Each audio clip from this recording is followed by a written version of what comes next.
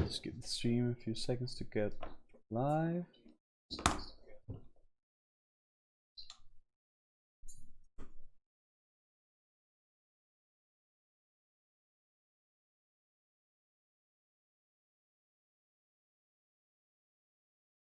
You do me a favor, my love. When you get on it, check there's an echo on my speech. I know that there was last time. I'm trying to fix it. Yeah, I just don't know if it's. I think I have to do it again if everything resets. All right, hey guys. This is Core Set 2021 Limited. Once again, bringing on some drafts and maybe some core set for you. See if we can familiarize ourselves with these cards a little bit more. Just make sure everybody knows that we're live.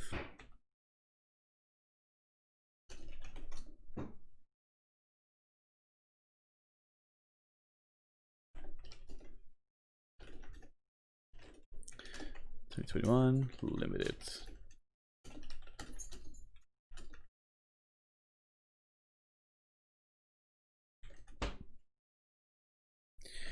All right, let's get to it. I feel like we've done better in the traditional drafts than we have in the premier drafts. Also, there's a little bit more depth to the traditional ones as they're best of 3 and not just best of 1. So let's go ahead and dive into that. Absolutely, I want that. And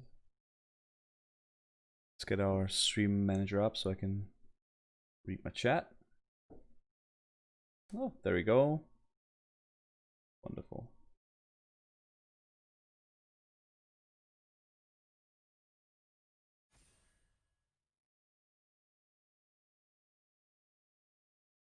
Awesome. Thank you, I stalk Angelina Jolie.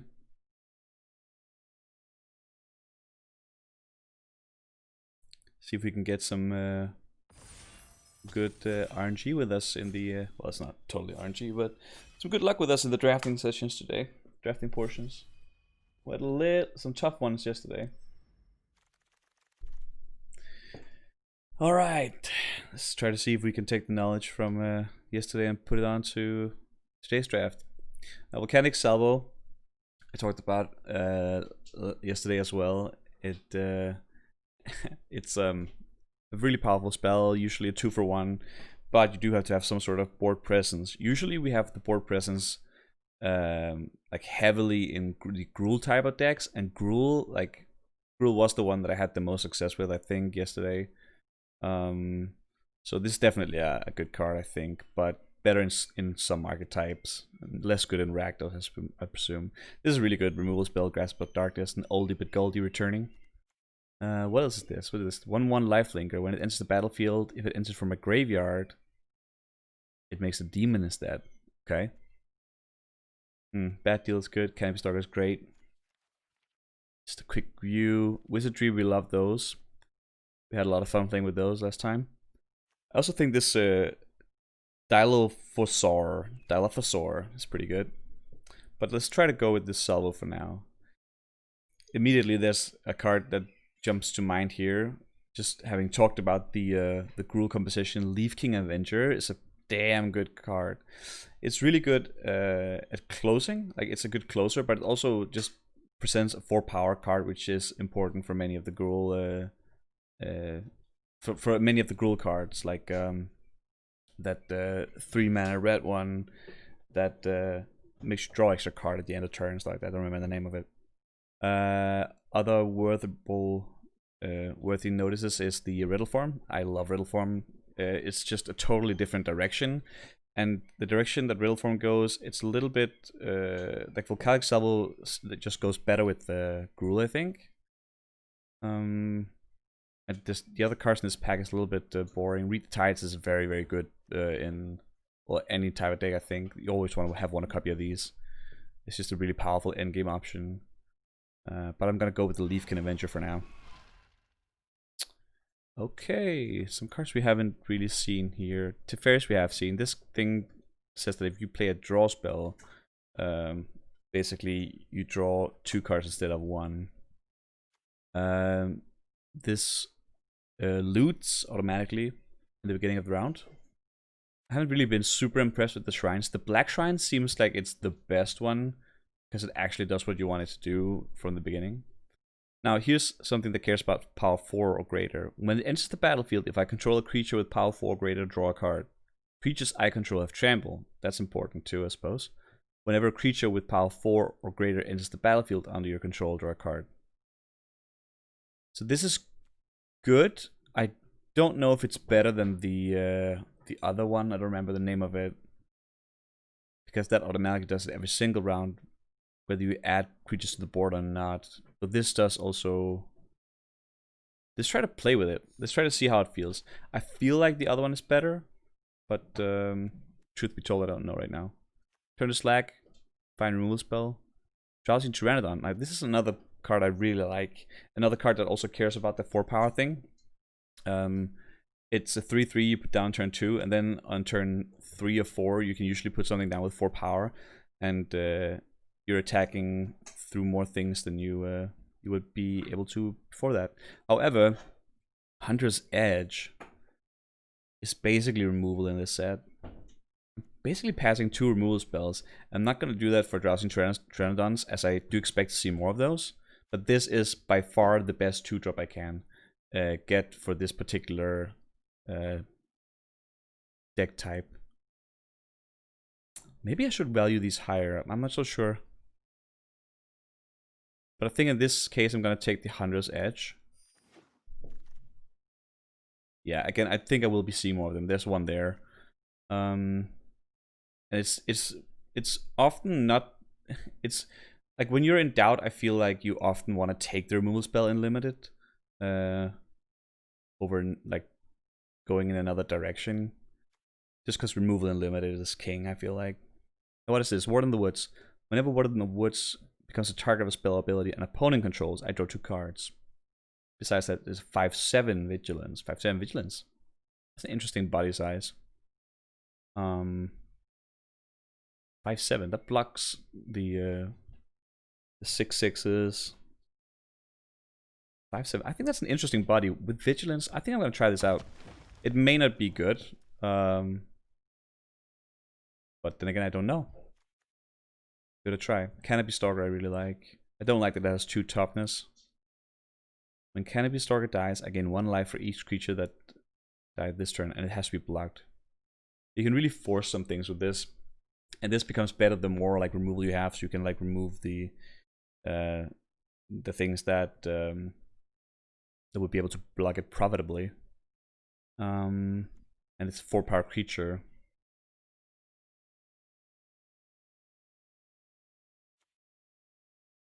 I guess we'll take it.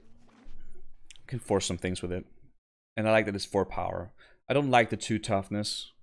But the 4 power also helps us with Volcanic Salvo at this point.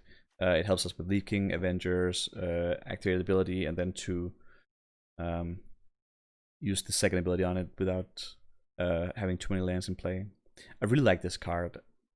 I think, however, it's worse than it looks, because I think it looks really good.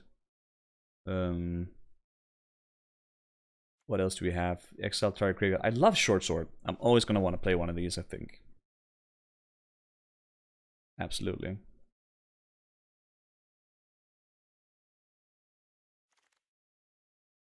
Chandra's Pyroling. Or Hobblefield. So the Pyroling cares a lot about dealing non-combat damage to an opponent. This usually happens in these Izzet spell type of decks. Not so much in Gruul. Gruul, you want to have the creatures on the ground, like try to get those through. Colossal Dreadmore obviously is amazing. 6/6 trample for 6 is a great vanilla creature. Hobblefield I really like, and we don't have any 2-drops right now. But the 2-drops I want isn't necessarily this exact one, but the 6-drop I want is probably exactly this one. So we'll do that. Bad deal tabled. It's also sort of a weird card. It's very controlling, I think. And I don't even know if it's good then. I mean, you draw 2 cards at the same time. Yeah, it might actually be just good. Ordinary Dilophosaur. Whenever it attacks a control creature with power 4 greater, it becomes a 4/4. Or I can get a good blocker. That's a 2-drop. Not that I want to be blocking too much in this with this deck, but we do need some 2-drops, and this is a serviceable one. Titanic Growth is a magic card. I may include this, I may not. Let's see about it.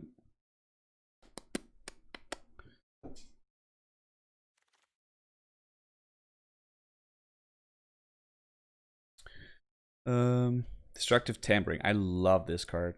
It's like one of the easiest closers, and especially in the Gruul type of deck where you like tend to build up a board presence and end up in a stalemate. This like straight up breaks the stalemate and forces the opponent to have an answer. I mean, we are playing best of 3. Return to Nature is definitely gonna get in our deck. Whether it's gonna be main deck or side deck, I don't know. Sideboarded, sorry. But you do have to consider that we need sideboarding cards for this. Now what is this? Brash Taunter, 5 mana. It's an indestructible creature. That's a good start. Whenever it is dealt damage, it deals that much damage to target opponent. 3 mana tap. Bash Taunter fights another target creature. Okay. This seems very good. Wow. Okay. That seems like it wins games on its own. Okay. I'll take that. Incredible. Nice. I'm not going to take another Canopy Stalker here. I'm also not going to take the Weird because I don't expect to be playing too many non-creature spells. I will, however, be taking the Drowsing Pteranodon. Probably. Turn to Slag is a great removal. But this is, again, it is a type of deck that really cares about having things on the board. The 2-drops are important in this format because it can tend to be relatively quick. At least from my experiences so far. It's a lot of good cards though. I really would like Turn to Slag a little bit later. What is this? Golem that doesn't rise again is fine. I think I'm going to take this 2-drop. And I also think I might actually start to prioritize these a little bit higher. Because I think they are better than they look. And I think they still look pretty great. So another Garruk's Uprising. I mean, they do stack, sort of, except for the Trample. The Trample doesn't really stack. Skyscanner I always love to have in my deck. Maybe it's just a Skyscanner. What is this? Gaggle Master. I love it. This is a very good card. It can potentially be very good. It's really good in Boros.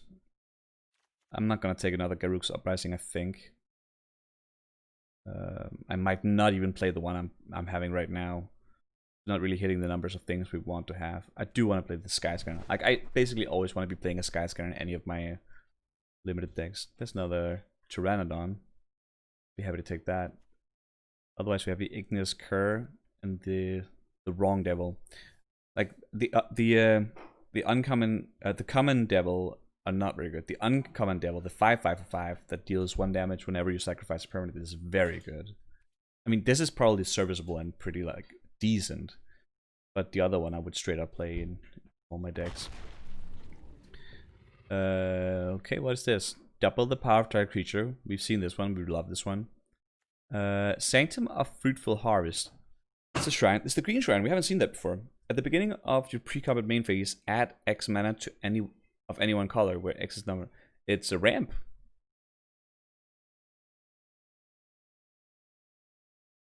That might just be good.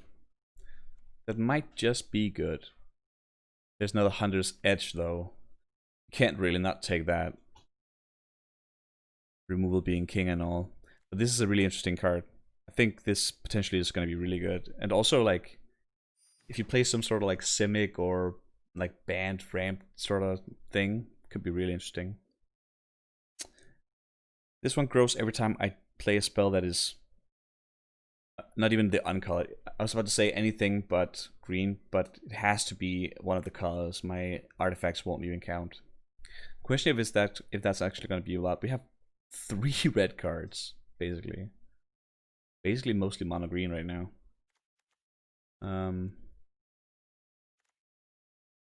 But then again, if it gets just 1 counter, it's still pretty decent.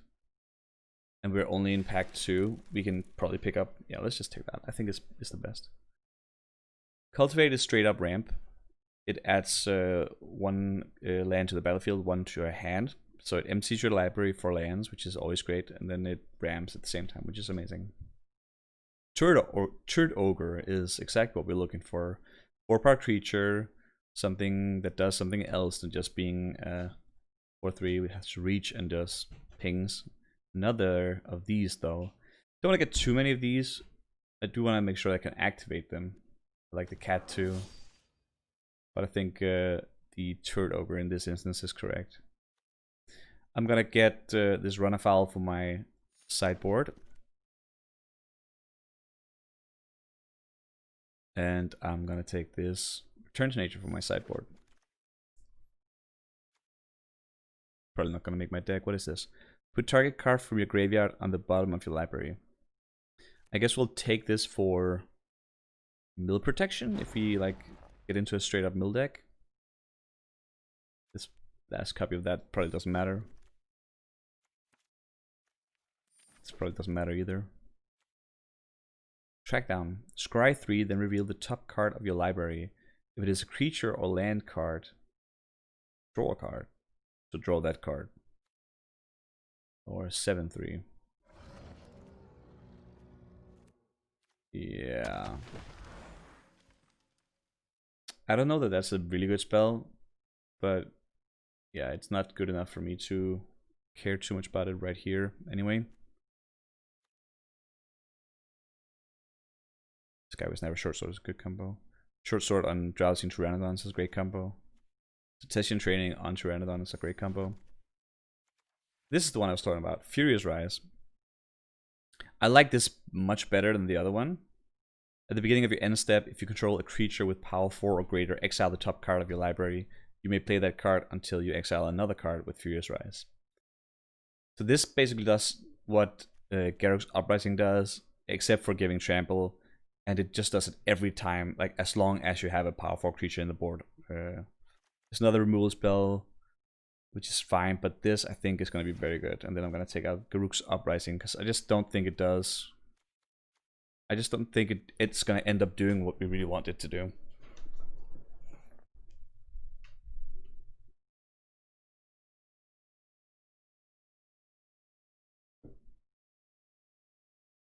I also like this being red, so we can cast it after Quirion Dryad. Let's see. This one I've seen a bunch of times. Like, this will always be at least a 4/5 for 4. Which is, if you just think about it, pretty damn good. The only thing about this is, well, the thing is, like, this wouldn't count itself under Garruk's Uprising because it doesn't enter as power 4 or okay, it might even count. It might count it if you like have it on board. But this, it will always be counted by Furious Rise because it is on a 2/2 until end of turn. Like, this is just a straight up amazing card. If you're already green, there's no reason not to take this. If you know anything about basic Magic, you know that 4/4 for 4s are great. 4/5s for 4 that have a potential to become like 6/7s or like 8/9s. It's very good. Speaking of very good, there's another Turd Ogre or another Saber-Tooth Mauler. So the difference between these two is that this one is already a 4-power creature. This has to become a 4-power creature. This still has an upside, so it has a little bit of reach. No pun intended. It actually has reach, but also has some avoidance to go through those stalemates if that's a necessity. I think I'm actually going to take the second copy of that. Just to keep Furious Rise active, and because they also trigger themselves.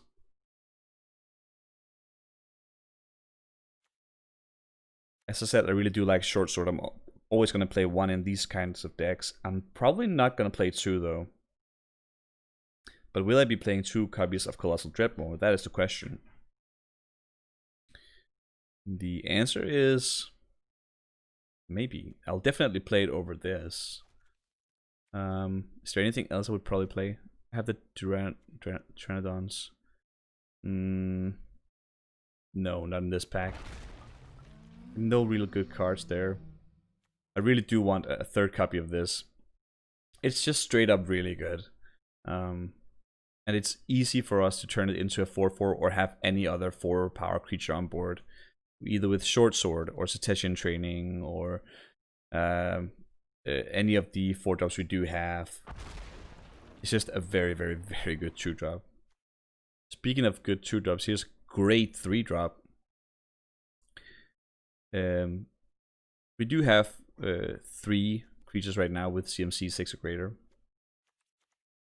This makes sure we can always find it. It's a 1/1 that draws us a specific card almost every time. I like it. This is better in probably Golgari, where you have sack outlets. But I still think it's worth it here. It's test and training. 4th copy.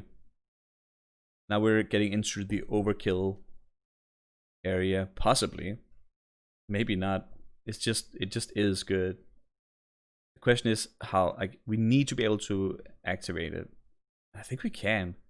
3/3 for 2, like in a deck where we can most always activate it. I think it's just gonna be really overpowered. Or really strong, anyway. Pride Malkin. It puts a +1/+1 counter on something. A Drowsing Pteranodon, for example. And then it makes sure that everything that has counters on it has trample. That's exactly what we want in this deck. Looks like we will be cutting some things.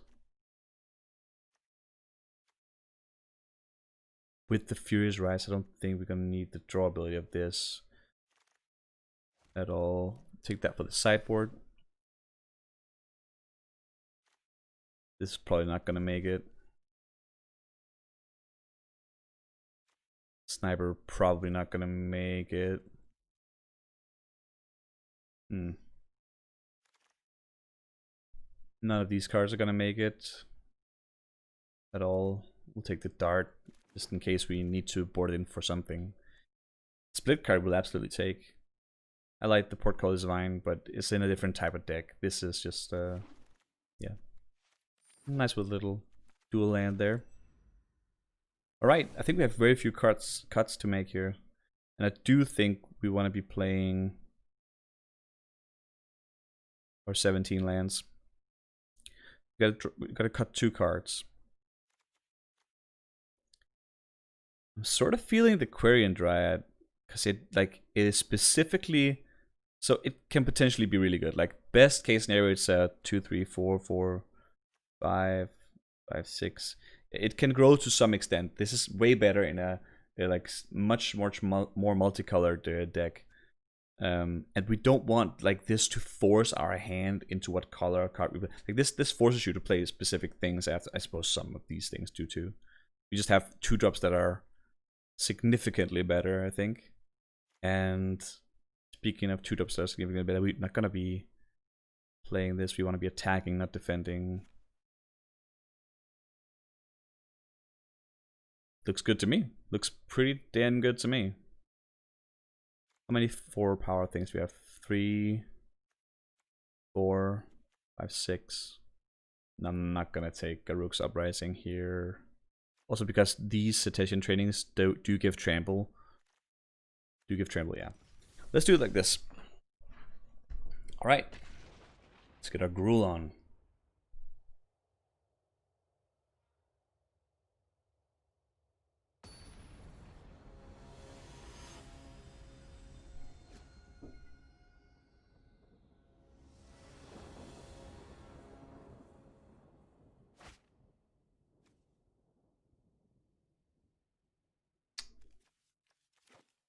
I have lands, I have things to play. I like it. Just like yesterday, when we played this specific type of deck, what we want to happen is that we want to make it to the mid to end game. That's where we begin to do many awesome things. Once we get Furious Rise online, I always have the feeling that we're slowly winning pretty much no matter what we're doing. What'd you got for me there? Oh, nothing.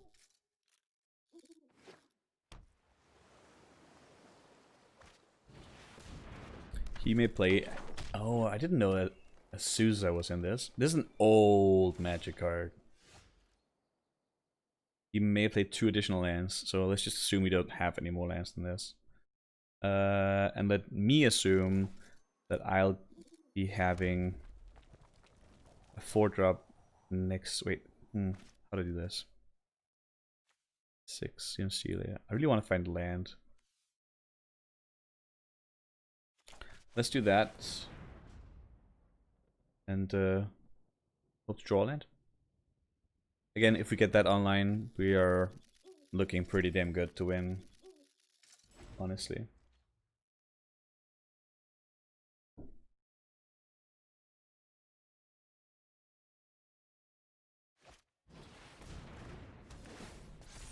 Okay, you're not flying. Drawing extra cards, playing extra lands. Rousing Reed says that we should board in the destroy target creature with flying. Absolutely. Spark Cannon Manticore. Why did you have to discard that? And if he discards that, what does he have in his hand? Because this is quite a good card. Quite a good card. Do we just try to kill a Sousa? Yeah, I guess that's the plan. Creature I control. You control. Get to do this, we're gonna be in a very good position. Nice. And I don't think there's any green flash stuff, so we get to attack and we get to exile a card with Furious Rise. Hoping it's gonna be like a land or something. Not that. Unfortunately, this will just end out in permanent exile since we have no way to ramp up to the 6th land next turn, even if we do draw the one. So we have to block this if we can. It's worth considering. That's a land.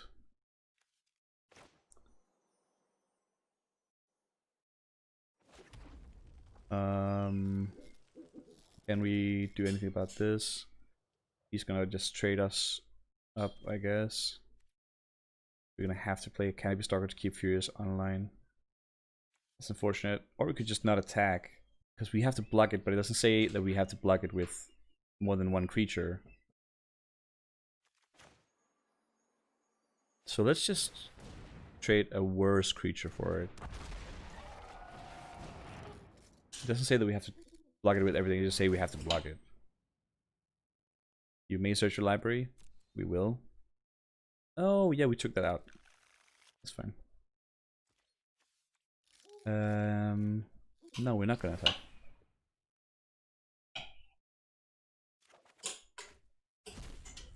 That's a good one. We want to be playing that. For sure.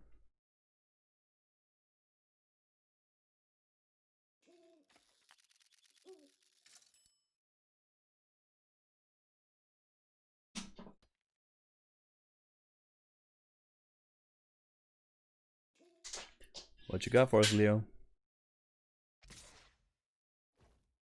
We have to block it. We will.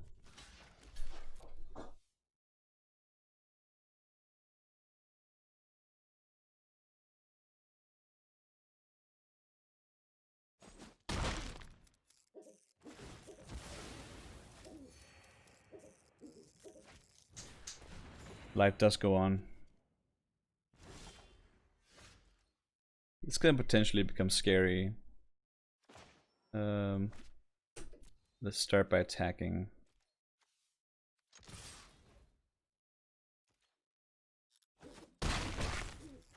And we have to play this. If you get counterspelled, that's fine. It's still like we play a card that he has to play it, like use a real card to kill. For us, it was technically free. Just want to say that once Fierce Rise starts working, we just slowly win. I'm gonna expect some sort of Nature's Deal card next turn. Right, do that. We can just attack with these. If he wants to use palm spells and stuff to kill stuff, that's fine with me. If he doesn't, I'll just play a big guy. If he has a counterspell, that's he leaves him with one card left in hand. Fine with me still. We keep drawing extra cards every turn. We're looking very good here.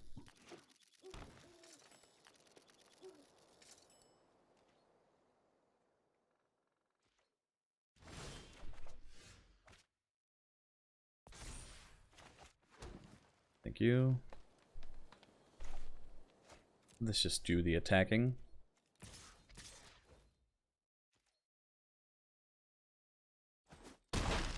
Not much you can do about that. In that case, we're gonna put the pressure on a little bit.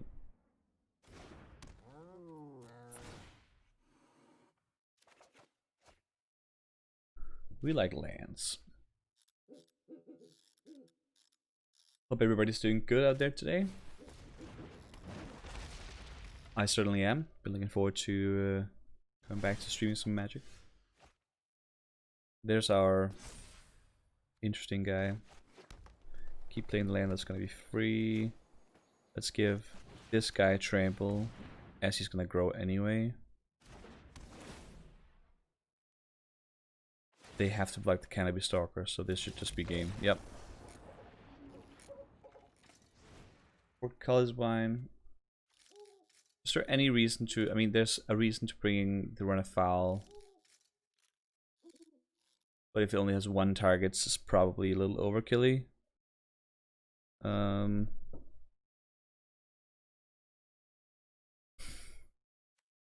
But it's an efficient removal spell.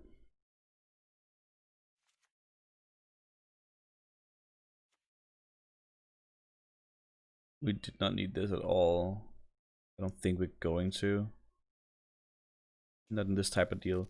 Like, destructive tampering becomes best in a situation where we end up stalemating each other.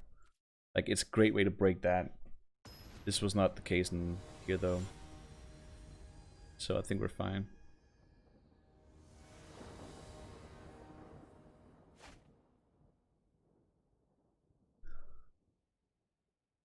All right. Opponent goes first, so we can just hope to draw one of our 2-drops. We have 4 of them, and any one of them is going to be a very good draw. Not that one.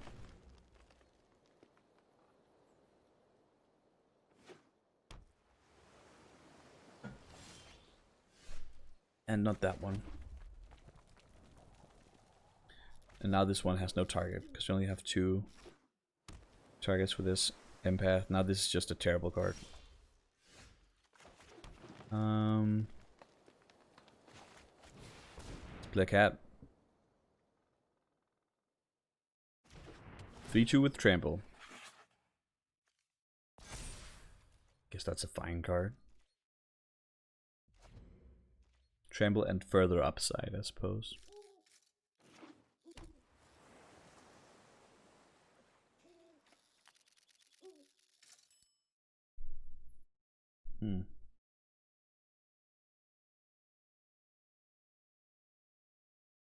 What you want to do, Leo?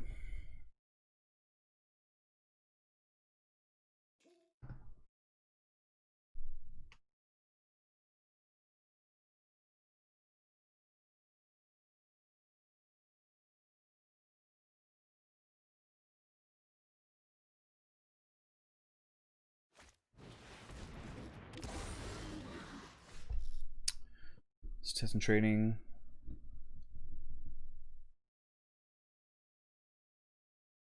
So this enters with X counters on it. Whenever one or more +1/+1 counters are put on another non-Hydra creature he controls, with a +1/+1 counter on Wildwood's card. It's probably good that it's non-Hydra, or they could just combo off each other.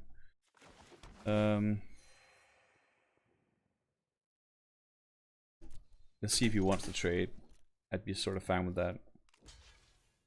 And we play our useless 1/1.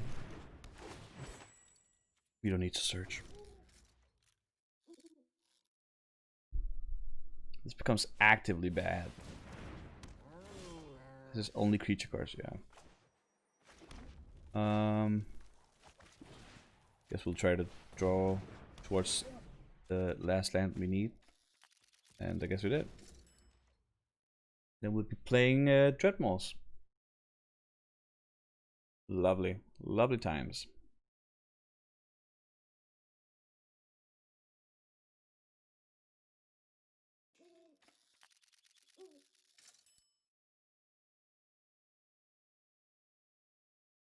If you're finding this video on either my Twitch VOD part or on my YouTube, which is gonna be eventually linked on my Twitch, go ahead and trace that back to my Twitch page and press that follow button.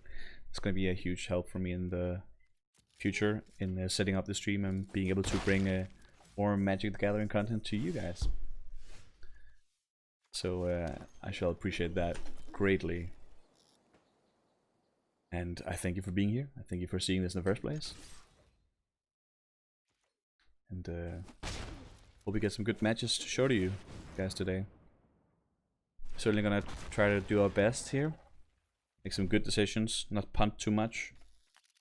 And get to really know this 2021 set as well as we can. Okay, so he's gonna make me sacrifice a creature with flying. An interesting way to do it.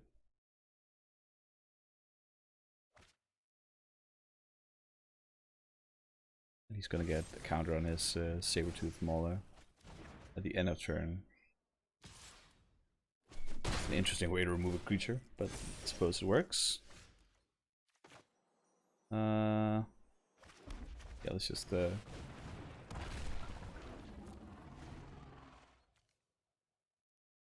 did he not attack? Oh, he untaps it because of the +1/+1 counter. Right. That's pretty good. I don't think he has many more rousing reads. I think because you use this, our rousing read becomes dead card, more or less. Now, we can do this. We can use our Hunter's Edge on this card, because it deals damage, it doesn't fight. And we really want to do that, because if we use it on our Colossal Dreadmaw and he has ways to remove it, we lose our Colossal Dreadmaw. We don't want that to happen.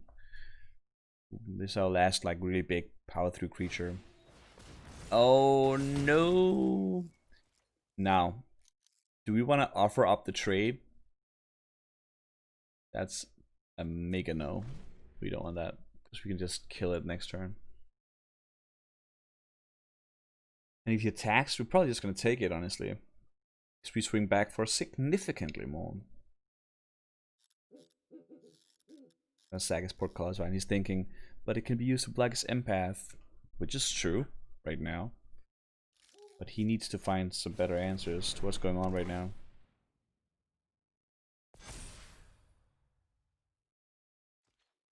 He could sack it to get the trigger on his Sabertooth. That's not going to help him though. Let's just keep this card in our hand for now. And let us...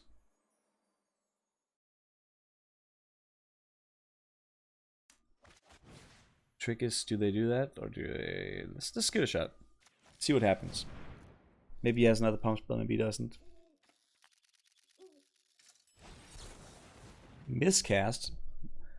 I guess I'll pay 3 then. Seems like a bit of a waste.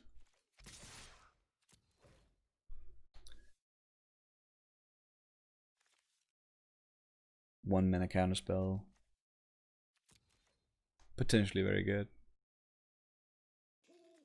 Knowing that Miscast is in the set makes me reminds me that I should probably be playing lands before casting spells more often than I usually do.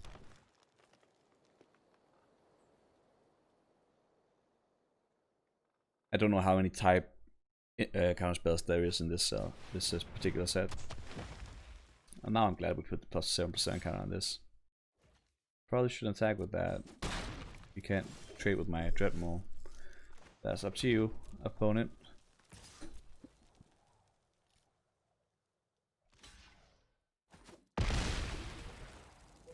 I'll play another blocker.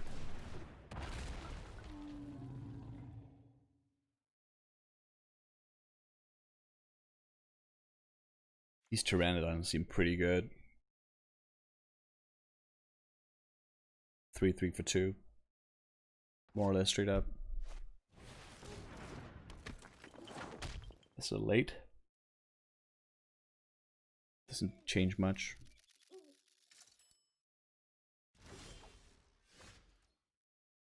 What happens if we attack with everything here? He has to block some of this. Yeah, this looks like it should be straightforward. Because 3 damage will go through with that if you just... That doesn't really matter. So you can block that, but that will only take 3 toughness off. I guess we'll be short a few damage like this, but then he has no board. Yeah, that's... I'm absolutely fine with that.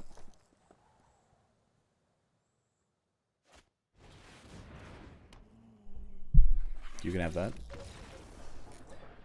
Good game.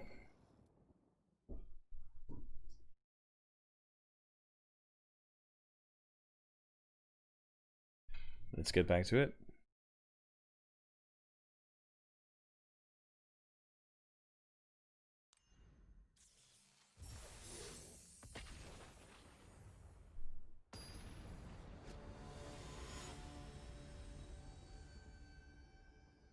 Skiju. We'll play first for sure. 2-drop. Need some lands, but can't very well mulligan that hand.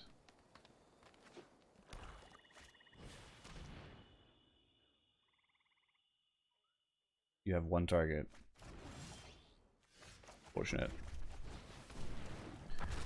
Now you really need lands. I hope to use that on the Pteranodon. It's a good draw.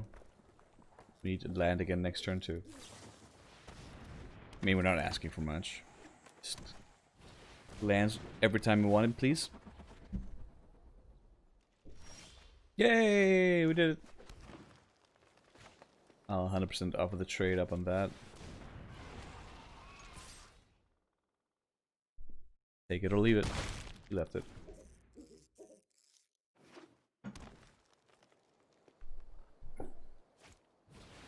No.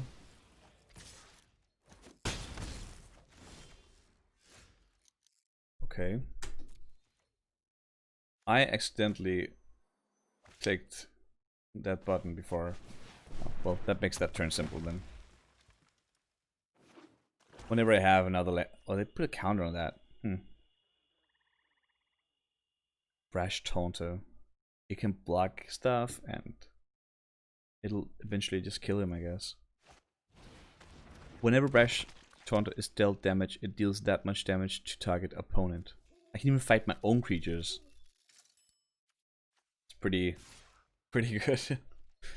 Admittedly.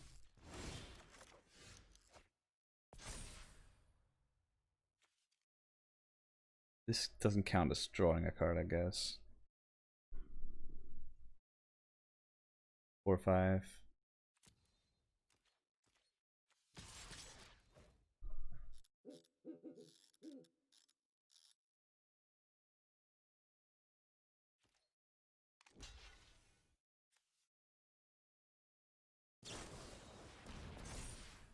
Death touch, I guess.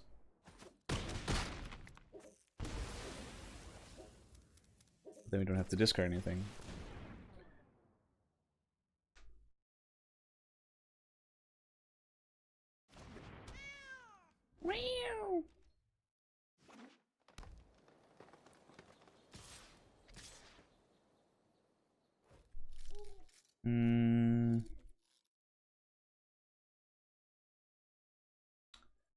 Nah.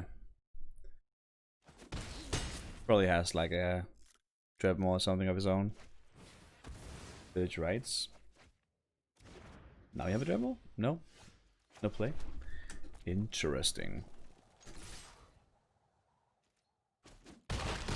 This should be very good for us.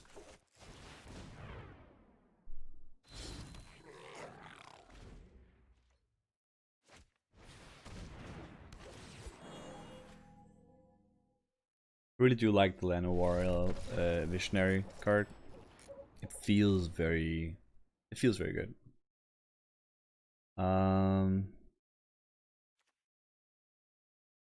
We saw a target for that, but do you really care? Probably not. I think we're looking great actually. There's no reason to do anything big here. We didn't see anything that's gonna change much of our deck anyway.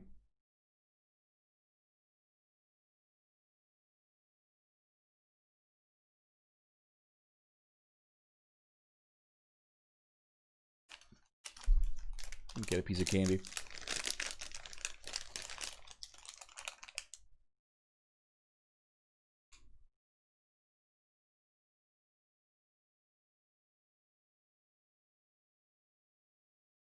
Opponent is sideboarding hard, it seems.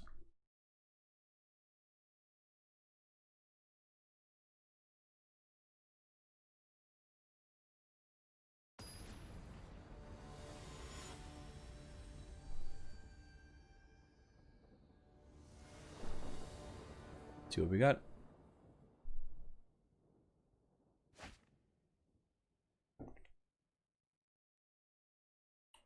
That's a lot of lands. Now opponent mulliganed. Let's keep it for the psychological pressure. Mulliganed again? No. Oh, okay. Well, it's turned out very nice. Unless he hits a remove spell and now Pteranodon. This should be straightforward.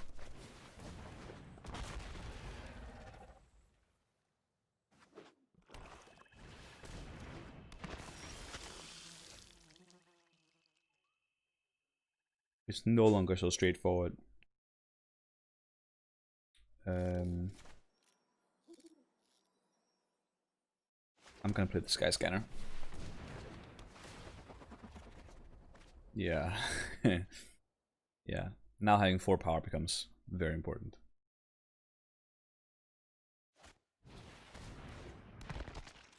And opponent's not doing anything. Okay, well this is interesting. We should just put a lot of pressure on right now. How do we best do that? I think we give him one more turn. And then we attack next turn. With all the Pteranodons. Scary amount of power for 6 mana.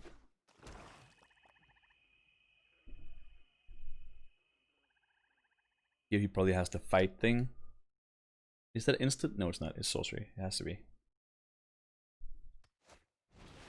Oh, this doesn't have reach though, does it? No, it does not. However, now I can play this one next turn, kill this for free. Guess we're waiting a little bit with the whole unleashing of the Pteranodons. I don't mind that actually. I don't mind that at all. Rash Taunter. What a great card. 1/1 indestructible. Okay, some counters going around here. I can dig it. But that's the thing, you can't attack me because I just do this and... Oh, he has Trample. But if you just have Trample, I still win the race.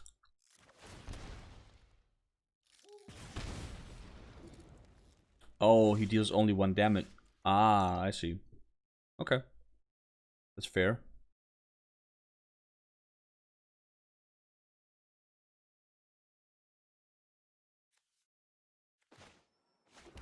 Let's start by using our Syntestin training on one of these. Make sure it becomes a 4/4. And attack with the other two.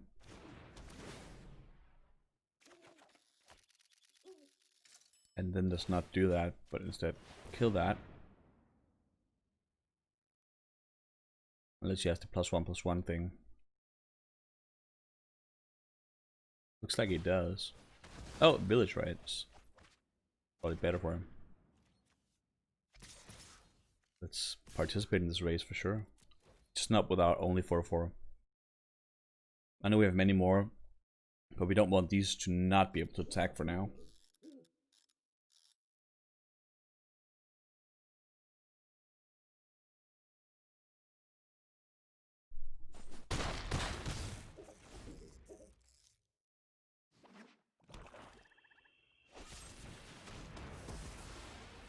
Okay.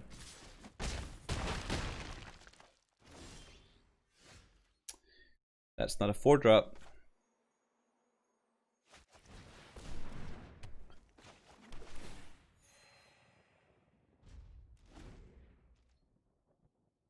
Guess we get defensive for a while.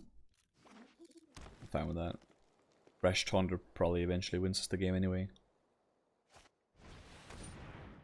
Deal 1 damage to something. Gonna kill my Sky Scanner. Phew. It's not gonna help you much.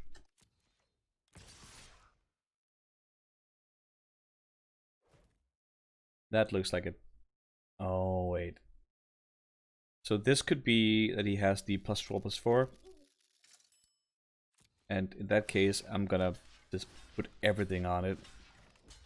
Because then even if he has the +1/+4, I can kill it. And if he has the death touch thing, that doesn't really matter to us.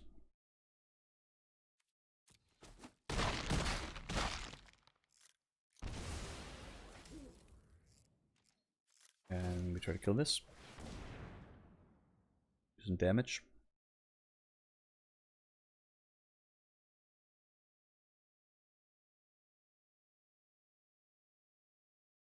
What you want to do here? This one's one hexproof. Okay. There's a 4-part creature. We are back in business. We could attack. I don't think we're gonna. Are we? No, we're not. We're gonna let the Rash Taunter do the job for us. Try to make sure not to die to anything stupid here.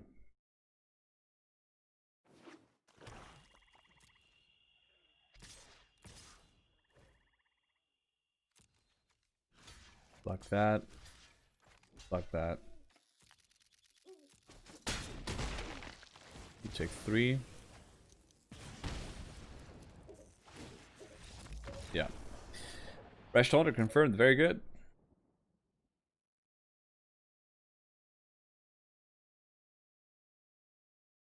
Not bad at all. Well, one more left. This ends up being an easy way to get gems if you can just go 3-0. Woody Woodland. I feel like we played against this guy yesterday. That's a bad hand.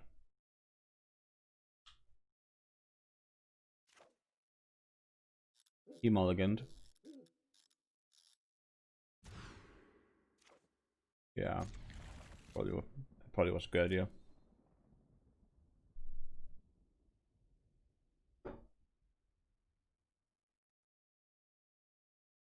Even on the draw, we had literally nothing to do unless we like specifically drew a creature. So, I mean, the odds of that are very high, but it seemed like the right thing to do. Pantodon's good.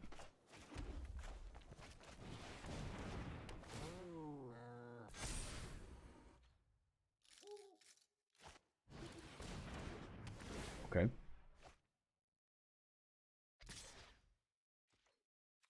Nope.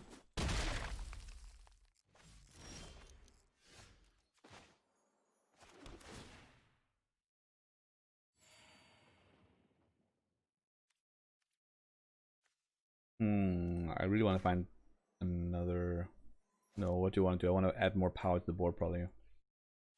Yeah. To reduce the cost of our salvo. Yeah, that seems about right. Like, I could dig harder for our next land. Right now, we're looking pretty good.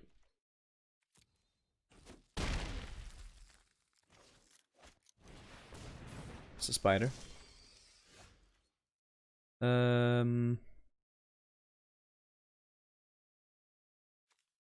Assassin training on this makes it able to attack just on its own. But then we have to draw a land with us to play Furious Rise. Is it worth the gamble? Probably. Could also do it on this, but I think it's better to just put it on this. Come on, land, land, land. No, we didn't do it. But we did something that's also quite good. We're now able to attack with 2 creatures. That's actually, next to a land, this is the second best draw you could have had, probably. You draw a card, and your creatures have trample, sure.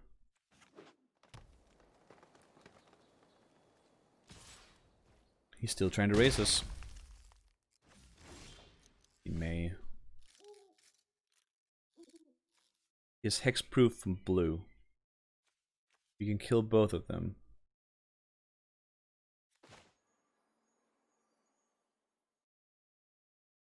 We can play this and still kill both of them.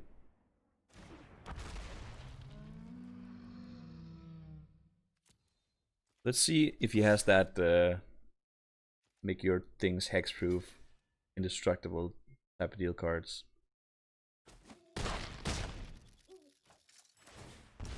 Doesn't look like it.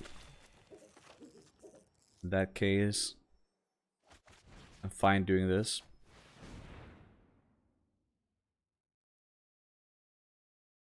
Gonna kill my sword.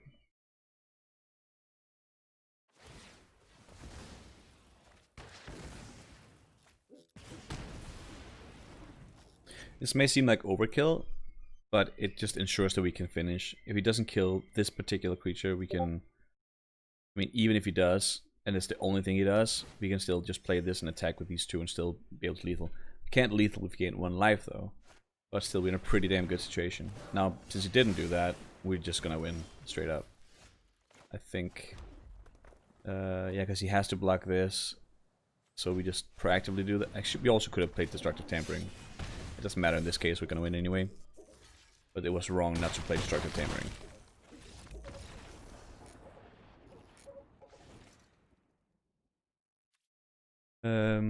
We saw a bunch of good things here, didn't we? Turn to Nature is good in this. At least 1 copy of that. The Empath I'm not impressed with at all. Not in this particular deck. It's just a expensive 1/1 the times we've drawn it.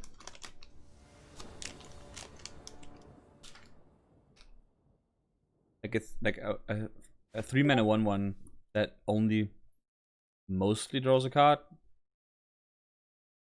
I don't like that. Let's cue that. Being on the draw and all.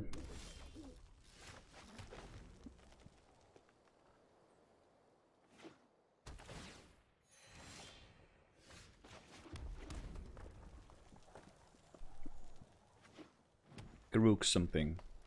Here we go.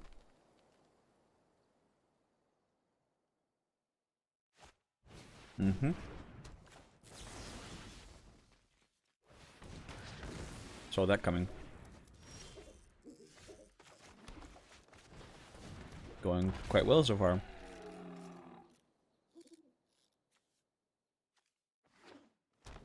We have to play the Avenger first here. Fine about that. It's looking great. A trade we'll be happy to take. That's what he wants. If he doesn't want it, also quite fine with that. You can play another thing. Furious Rise though.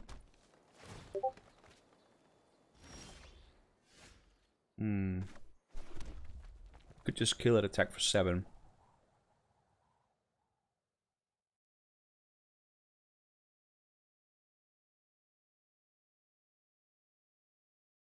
Or I could play this.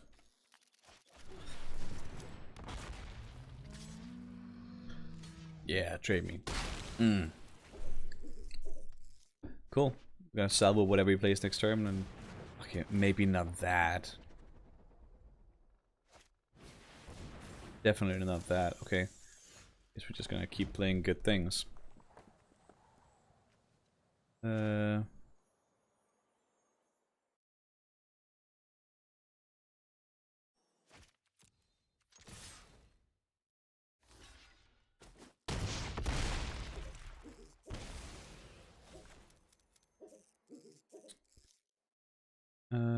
Or we probably just want to play this. Hit our own Colossal Dread more. Use that for reach. This card is stupid.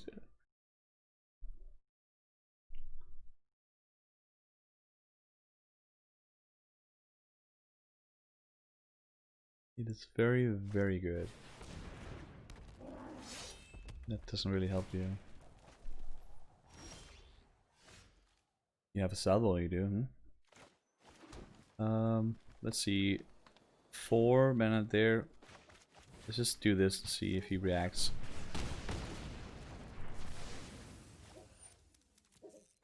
I'll let that resolve. Back with these two.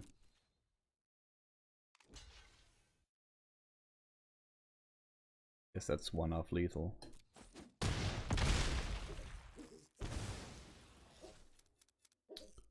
That's fine. Can you play salvo? No, you cannot, because you don't have anything on the... Yep. Yeah, put it on. Yeah, put it on that one. Yeah, do it. Do it. Whatever you put it on, it's gonna be bad for you. And win.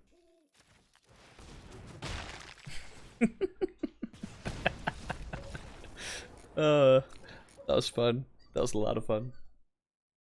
All right, 3-0 with Gruel. Let's see if we don't have a thing we can use for typing here.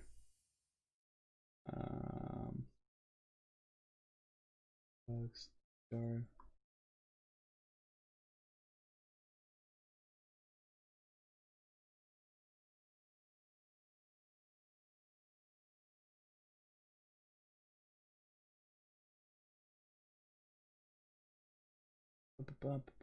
Text. BDI plus. Try to add that into the name of the source. Text.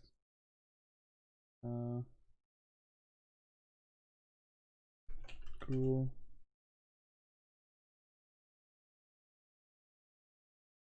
Rio.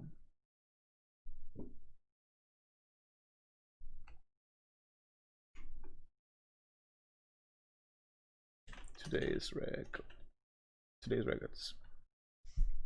Let's do that. Put it on somewhere. There that is. Put that over here. Cool.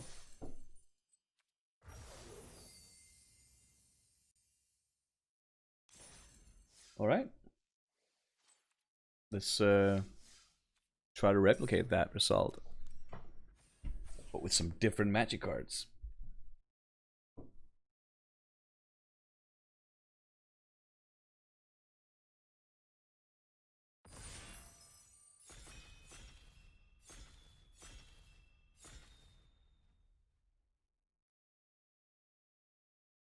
Sure, we're ready. Make sure that doesn't obscure anything. Yeah, that looks fine. Cool. What do we have? Baron, Tolarian Archmage. 3 mana 2/2. When it enters the battlefield, return up to one other target creature or planeswalker to someone's hand. At the beginning of your end step, if a permanent was put into your hand from the battlefield this turn, draw a card. Permanent. That only seems... That doesn't seem super powerful. I mean, sure, it's probably great, but... Tide Skimmer's good. Frantic Inventories, we've seen how good these can be when like you get a lot of them. And then you can do some sort of prowess stuff. I like to try to go that direction. Like I feel like picking a frantic inventory here is gonna set me up to do some more streamlined prowess things, and it becomes better the faster you do it, obviously. In the whole of the area, Feline Sovereign says play cats. Now, I don't remember. Cats are white, I think. White and green. Whenever I draw a card, I may pay 1. If I do, what? I can just tap or untap target creatures like this? I mean, I'm gonna go that way. That seems like a very good magic card. This, the other frantic imagery. Carrion Grub, I play with it, I don't like it. I just don't. It's too conditional. Frantic imagery. Hell yeah. Stitcher. Loot. Sacrifice it, return target creature card from graveyard to battlefield. Though this is very good in the Dimir type of things. Of all the prowess things, this is like, I have played with this, but it seems like one of the weaker options.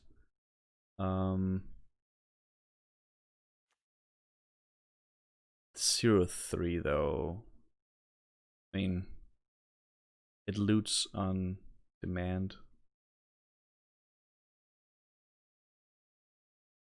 Maybe this is just very, very good. Maybe I don't even get how good this is.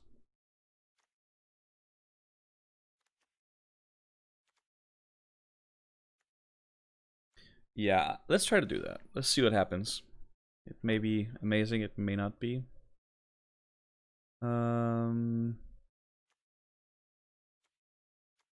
Forbidden. Tap stuff. None of this seems super interesting to us at all. What else do we have? If we look beyond the colors, we have the Hellblade, which is pretty good. We have the Mud, which is fine.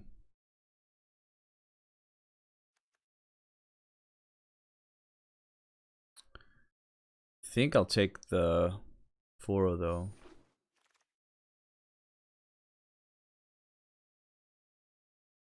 Now, Battle Rattle Shaman. We love this card. We love it a lot. Definitely not in the Dimir deck though.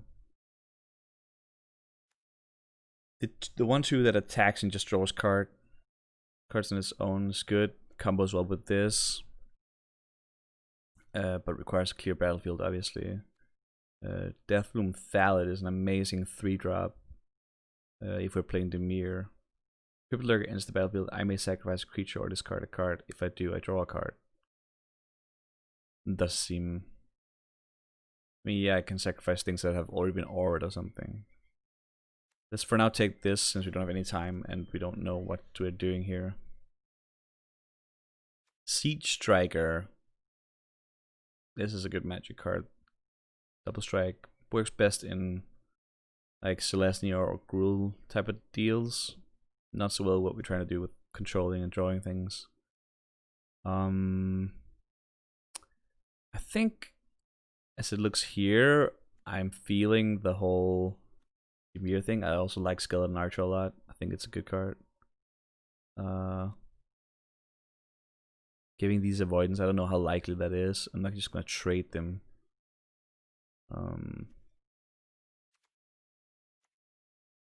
Yeah, what the hell.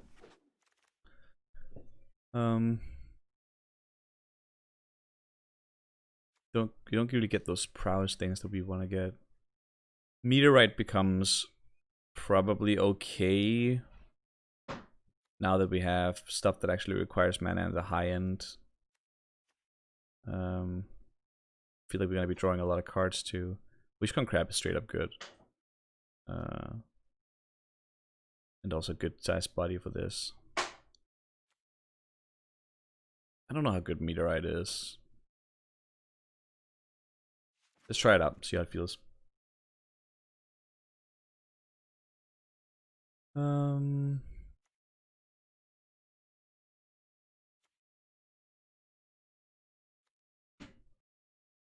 mean, I'll take the Burn Bright.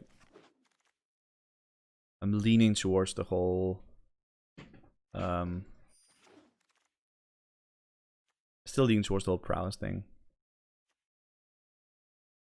I wouldn't take auras this aggressively unless I had draw engines like Frantic Inventory, and I do plan on getting a bunch of those and playing a very low curve. Let's take the Burn Bright. I think Izzet aggro is like really strong in this format. What is this? Put a page counter on Maze Mind Tome. Scry 1. Okay. 2. Put a page counter on Maze Mind Tome. Draw a card. When there are 4 or more page counters on Mastermind Tome, exile it. If you do, you gain 4 life. So, first turn it's a 4 mana draw. 1 or 2. Okay, I think this is amazing, but I think it's too slow for what we're doing, and also we have some of the key things here that we really want to get, like the Mistral Singer and the Goblin Wizardry. I think we're gonna start with the I think we're gonna start with this. Hope that the Goblin stuff will end up on our side again. Miscast, counterspell for 1. Instant or sorceries only though. I guess in that case we'll take the Tide Skimmer. Oh look, it's a very good black card here.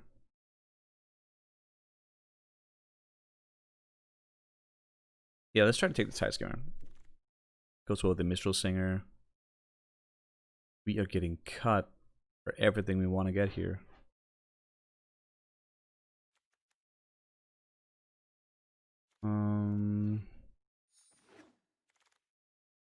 Or maybe there just weren't those cards in the pack. Doesn't look like we're getting cut now, does it? Goblin Rogue.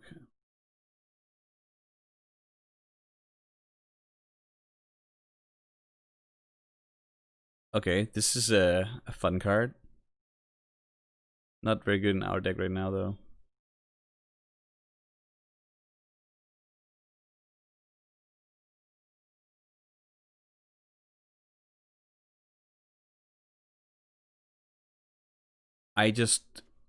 It's a mind. I can take over any creature with this.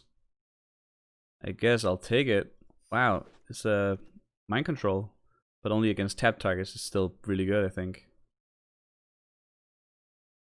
This ain't really good though.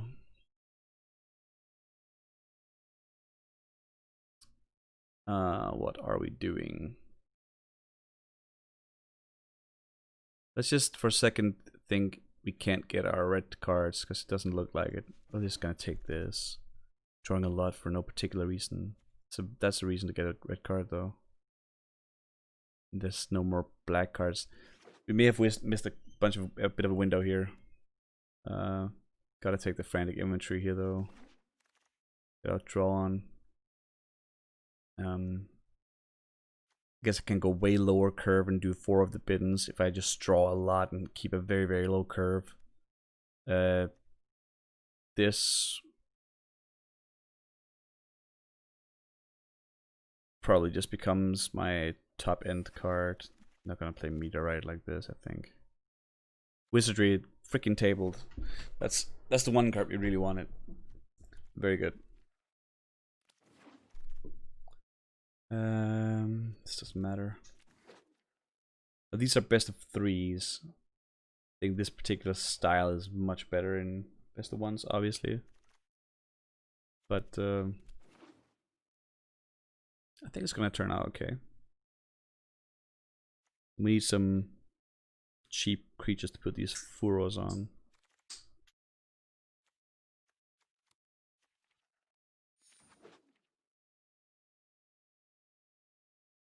And we would really like some more prowess creatures. Some more creatures, generally speaking. Don't think these are very good in 3s.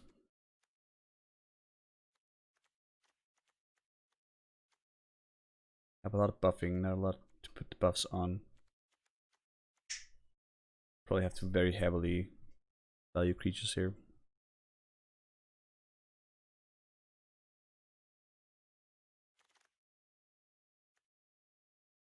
That heavy? Probably, yeah.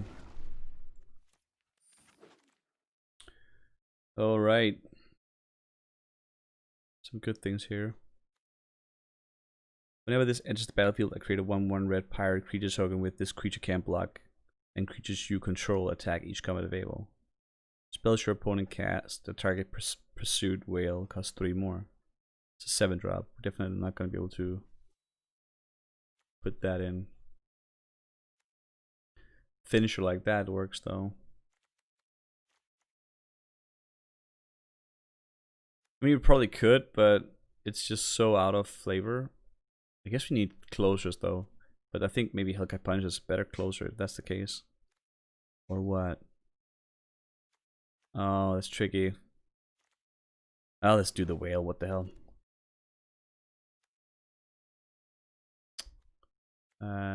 Sky Scanner's a card. Triggers all the things. Shock is a card though.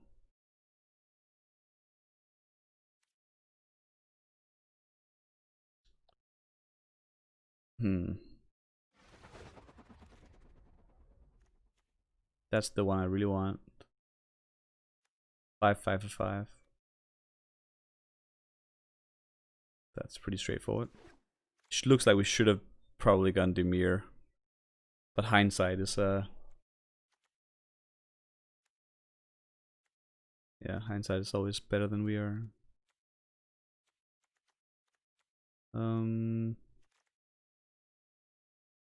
Probably want Sky Scanners with Furos on it. It's not weird, but I think that's like our way to go right now. I'll take a Temple.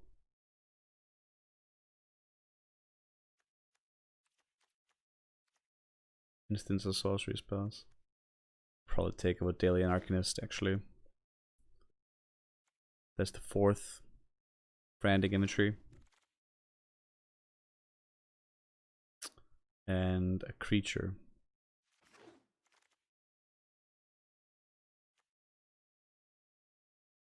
Creature with upside.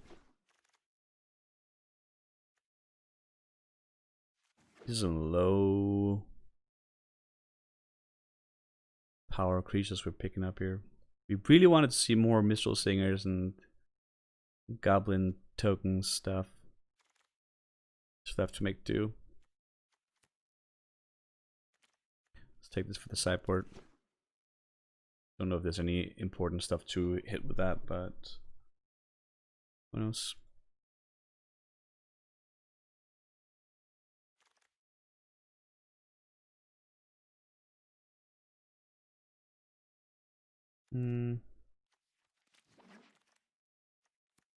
Nope.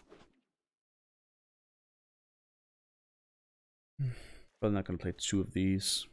Probably not even gonna play any of these. Might play that. Play that for sure. Okay, what's actually going on here?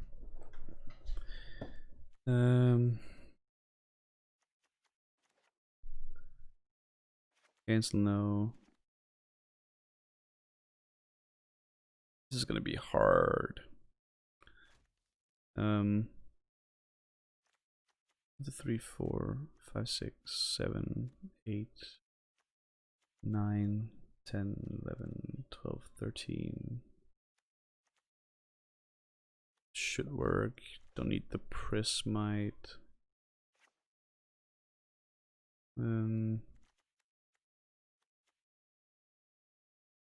Try and do this without the Destructive Tampering, I guess. Though it makes it a very nice closer with the... We don't have that much. Yeah, let's not do that. We have so much draw, this becomes worse, but it is a creature. We sort of need the creature itself. Maybe play only 2 4s. Not play the Sure Strike. And... Want both Skyskins. Maybe one Battalion Arcanist goes away. This is probably not gonna be good. But yeah, we tried. We tried a thing.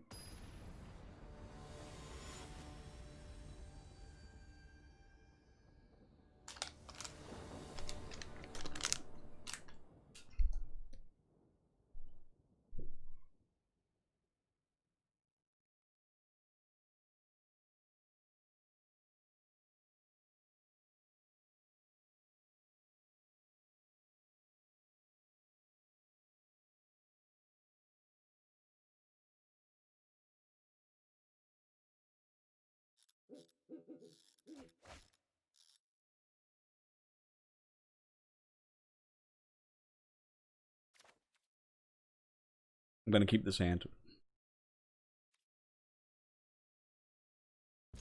One land, and we got this.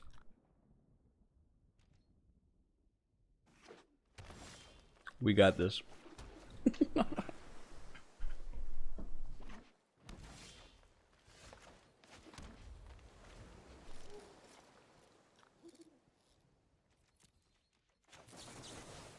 Pretty good for me.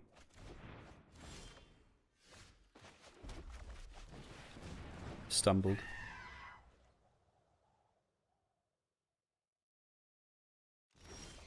Stumbled again. Should probably play the inside here. Whoops. Let's do the 4 then. That's a 6/6. Boom. Yeah, I should play the inside first, obviously.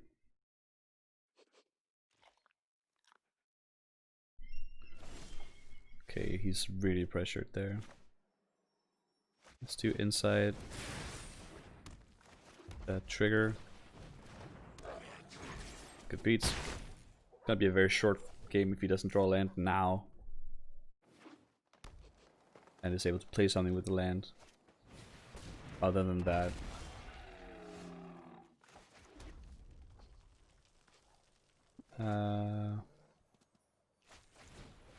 Just draw all the cards in the world here. Oh, that's a lot of cards. Not even sure what to do with all of them.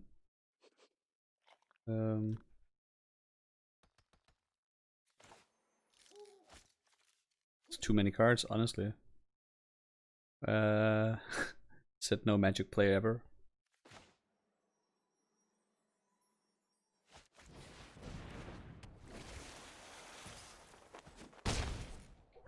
Discard now. Okay, let's discard some. Can't. Okay. They spin so quickly. How many cards did that draw me with the Ageless Insight? I wonder if I even need this card in this deck. It's probably amazing in this deck. Probably have to keep it, just draw everything so quick. But then I probably should include this Tampering. Let's do that. I know I just removed the creature even though I still need it, but apparently I draw cards so quickly that I'll probably find the creatures that I have. No matter how many I have.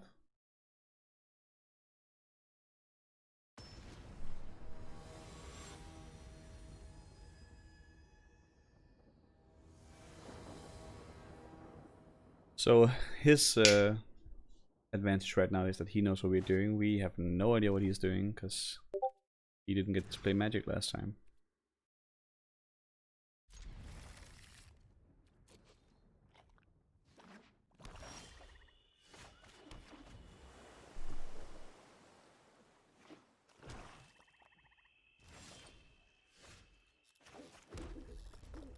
So he's also black.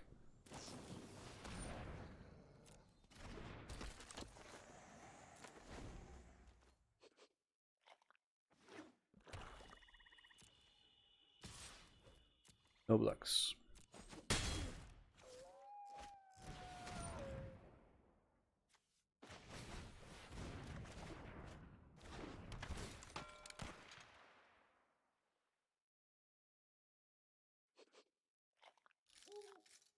Yes, this is much different than what you saw last time.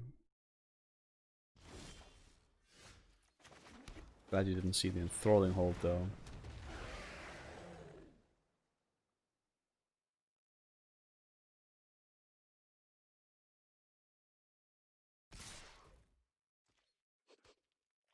Guess we'll take that.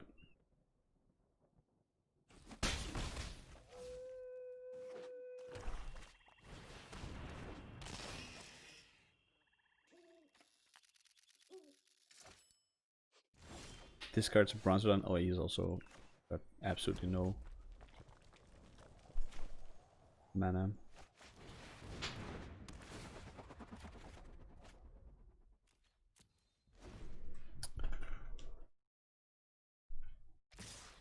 This may look absolutely terrible.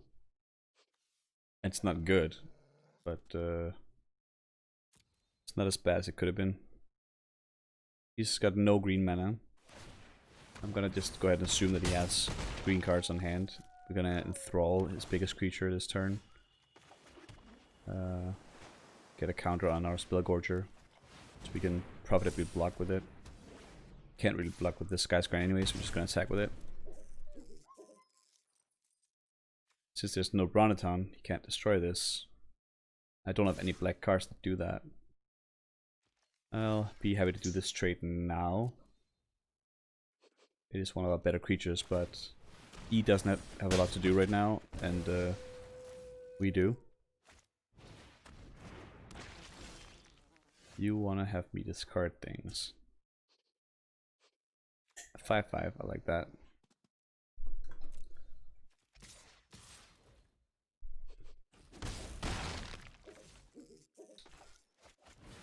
This Jester is very good. Combos well with Hopple Fiend. If we get Hopple Fiend down next turn, we can ensure that even if he should destroy the enthralling hold, we can just sacrifice his Crippler in response. We like that.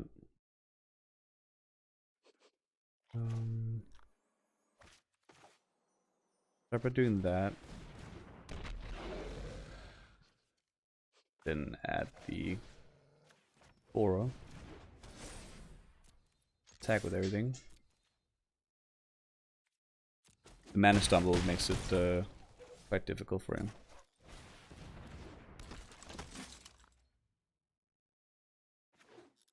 There's a green. That's the green thing he was looking for.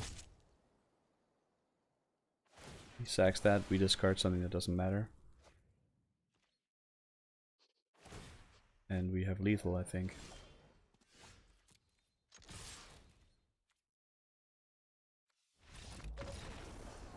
Could have just given anything flying, I guess. Not that it mattered. Right? Seems pretty decent. Did we do some changes here that we liked?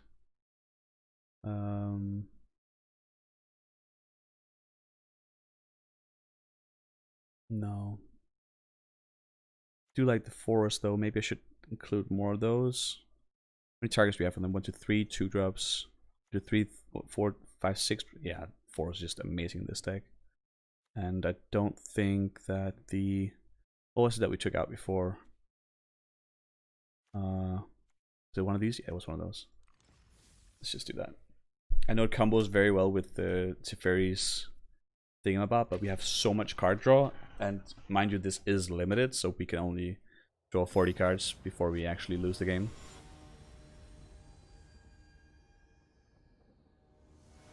It's one of those luxurious positions to be in where you have so much card draw that it starts becoming a problem. Yeah, this looks fine.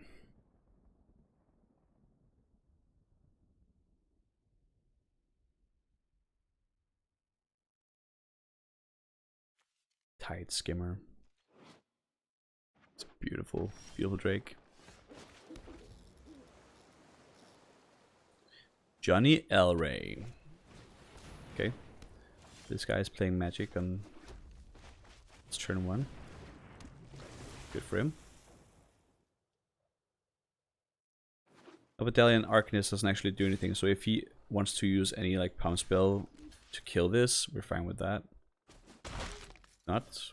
Or will just not take any damage. That one, however.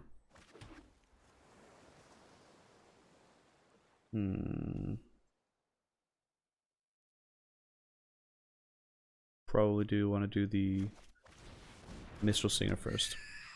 Yeah. Maybe want to just trade with that actually. Yeah.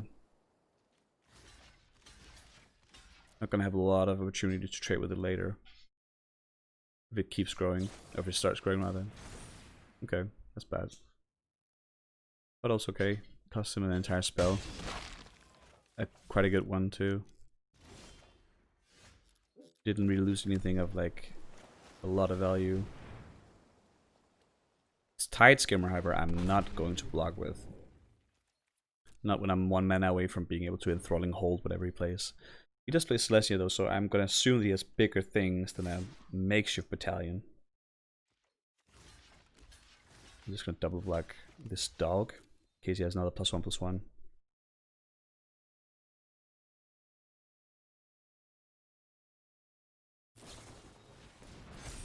His protection from blue. Okay. I'll never be able to take over this Alpine Watchdog with enthralling hold. But let's just say I'm probably not going to have to. Because once I have Tolarian Kraken down, I can just tap whatever he wants. And I can do that at instant speed when I start getting my draw spells. This one +1/+1 counters on things. That already has +1/+1 counters.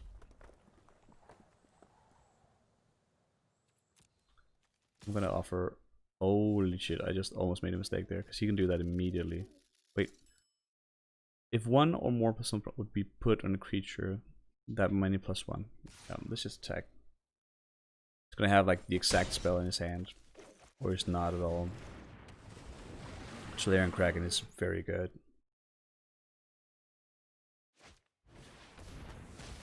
Good enough to receive a removal spell, I agree.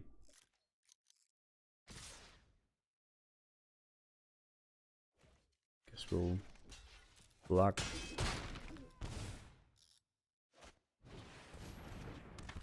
There's the Hallow Blade we talked about before.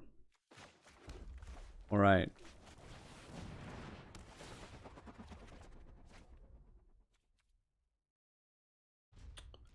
Guess we'll try to see if we can ambush an attack here. He wants to give it up.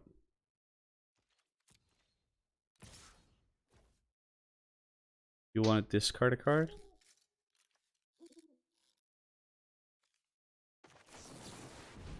I guess we'll try to let you.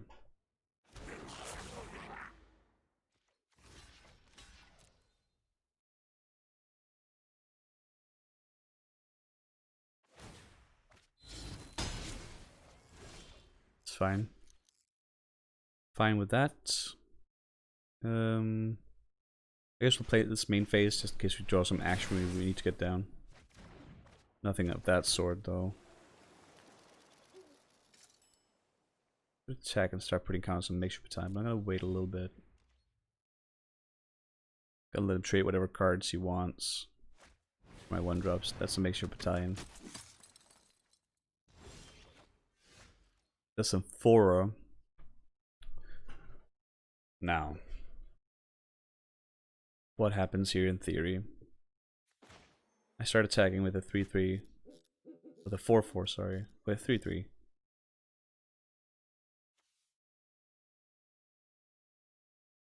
What happens then? You can infinitely block on the ground. So I think I'm gonna have to do something, so I can't just not play my cards and hope to win.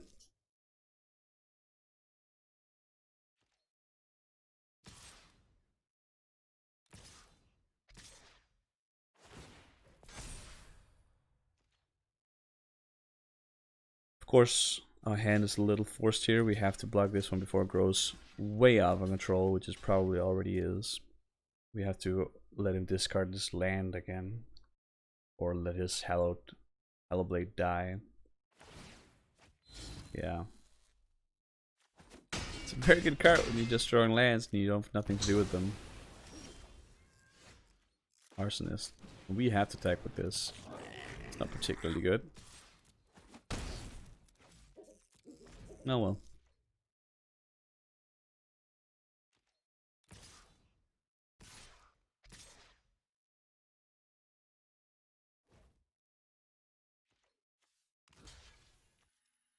Blocks that.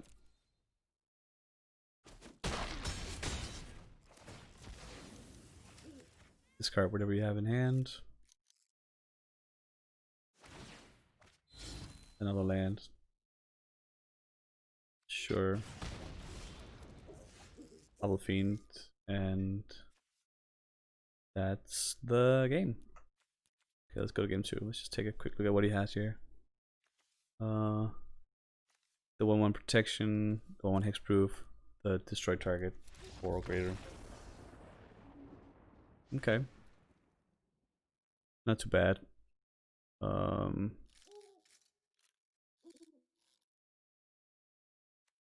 Sure Strike is probably going to be very useful here.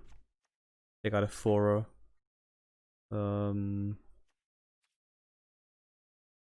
Maybe you have a cancel for the destroy power 4 or greater. Let's drop the Arsonist.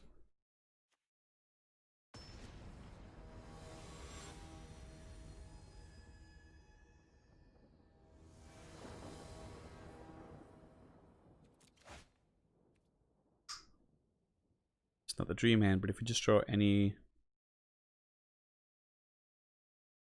one land, becomes decent, yeah. Okay.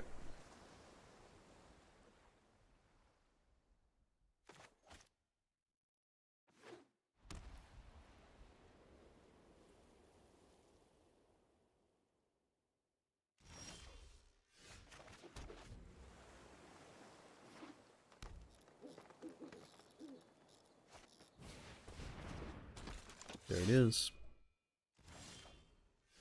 Now I'm gonna be happy enough to block that with a Sky Scanner and make him discard things for it. Sky Scanner already drew a card for itself, so I'm not losing cards per se.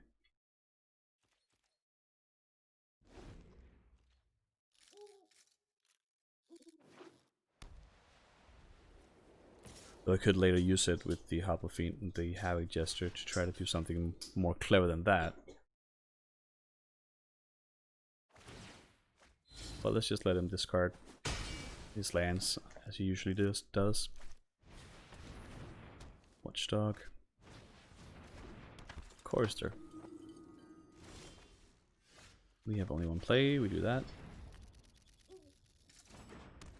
Stumble happens to our opponents, it also happens to us. Even when we have like 7 card draw spells in our deck.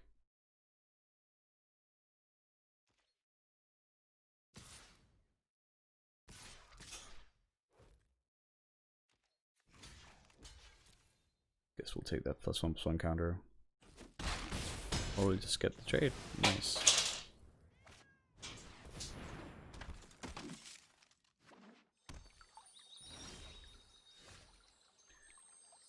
That's bad. It's very bad. Can we even come back from this if we draw a land? Take 8 damage this turn.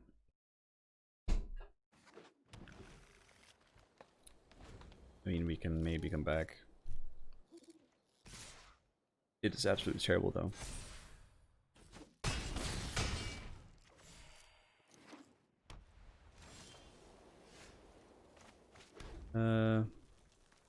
What he plays is just straight up removal spell, we're done. We may be done anyway, because we have to... Yeah, we're done. He can just pump his Chorister.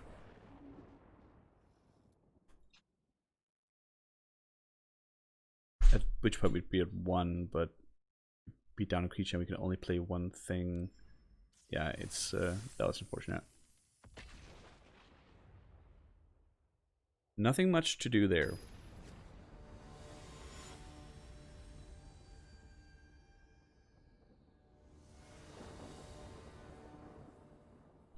We'll play first for sure. Looks good to me.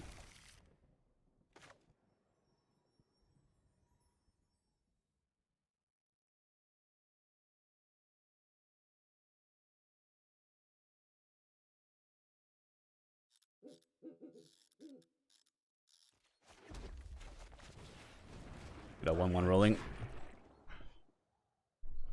Got an arsonist, you got this. Get him his nifty hat.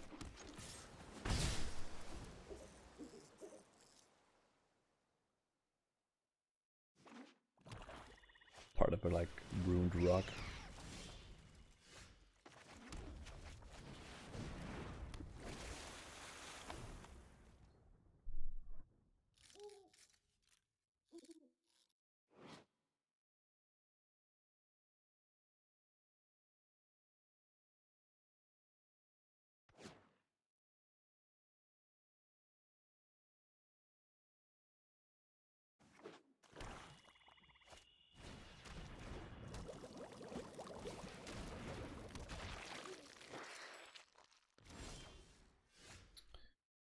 Fortunate.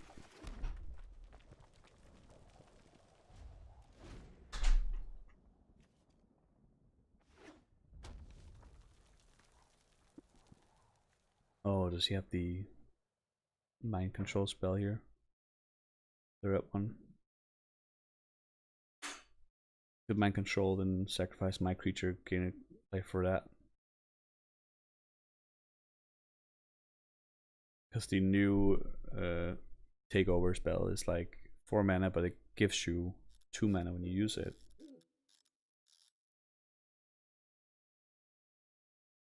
So in some ways it's only 2 mana. It makes it quite good.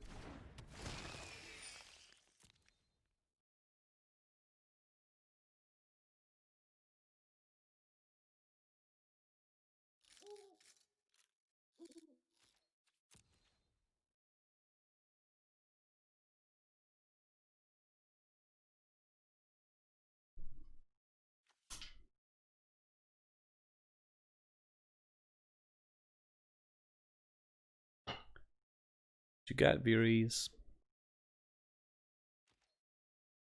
Okay. So we'll take our turn then. Kraken. Let's just sit back, see what happens here. Whenever I draw a card, it seems like a very, very good magic card.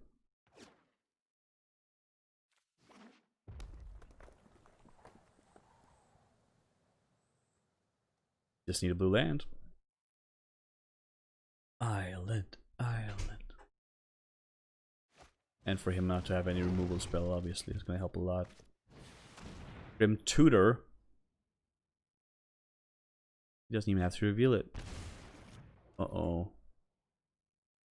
This could be anything. Tutor.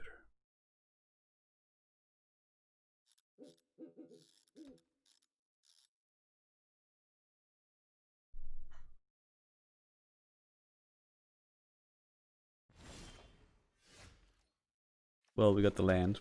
Let's just hope whatever he picked isn't a removal spell. Guess we'll find out soon enough. Final blow. Slag. Blow a slag. Come on.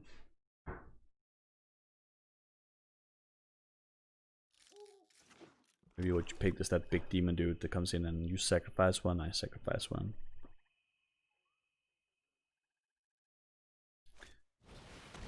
Okay. It is a 5/5.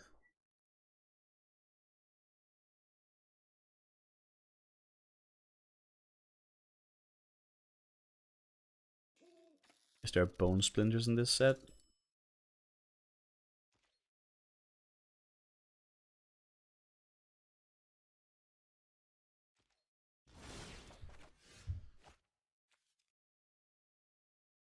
Pay 1.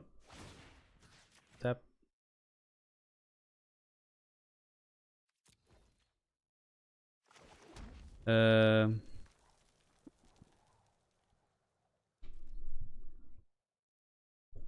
some interesting combo things going on here because we can tab an additional creature when we attack with this one, but I think we have to wait for a draw spell here. We need our take inventory chain to go on.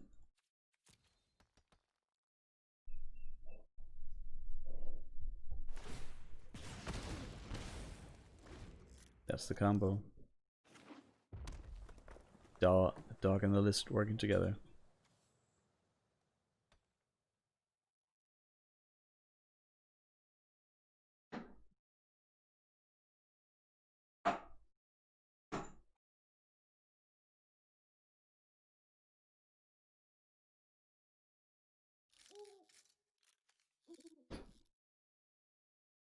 Drawing cards for now surely looks good.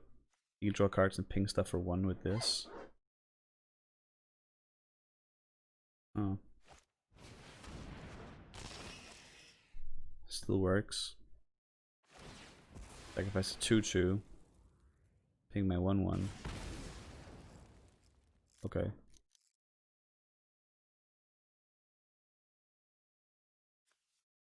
Is that really the card he picked out of his deck? Because if that is the best thing he has in his deck, I think we should be fine.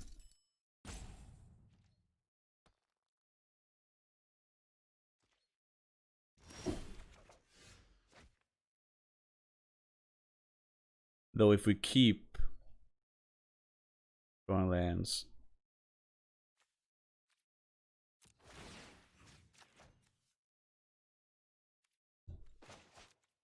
yeah, sure. We're super flatted, come on.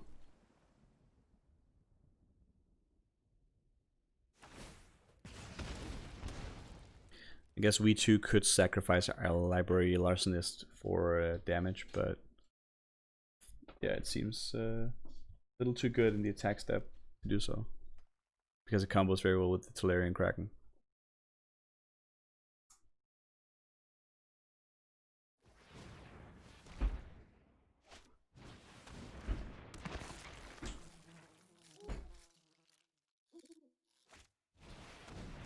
Okay.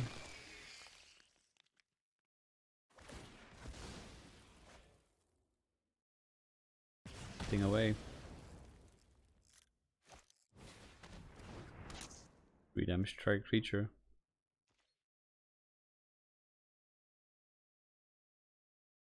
We just need some card draws so we can get some chains going off here.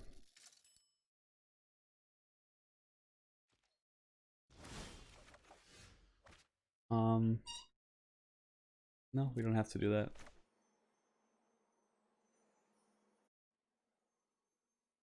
Let's yeah, let's present him with the real target.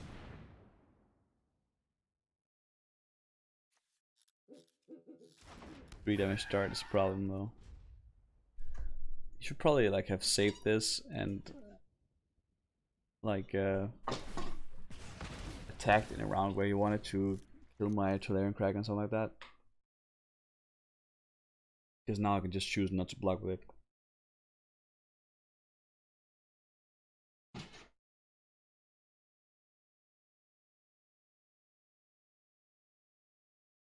And I can quadruple block the Crypt Darkers.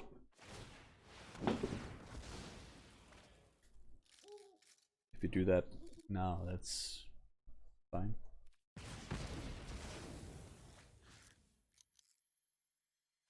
Let's ping the Havoc Jester.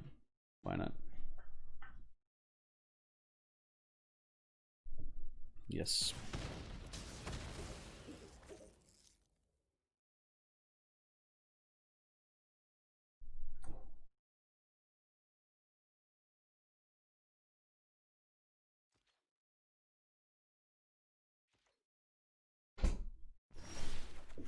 Fortunately, our opponent is not very aggressive at all. Let's decline that for now.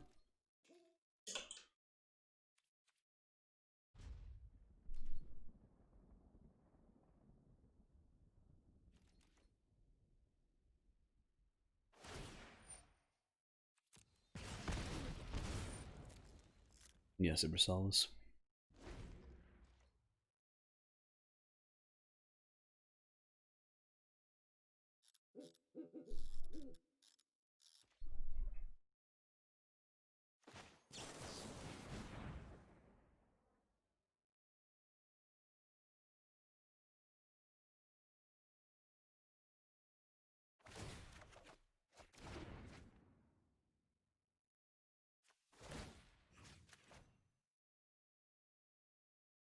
Yes, we do.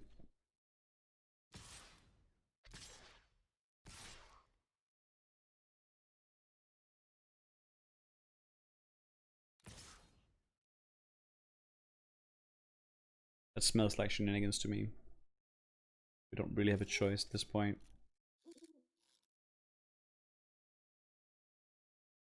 You can sacrifice one thing and pick my Kraken for one. Or you can just straight up have a combo trick. Either way, we have to see.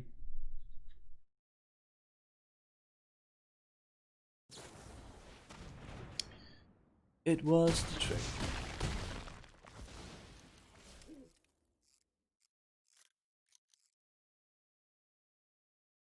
Now let's go fetch our mind control. Or a sky scanner, sure. Sky scanner, mind control. Mind control is bad when he has the cauldron out though. Bad mind controls.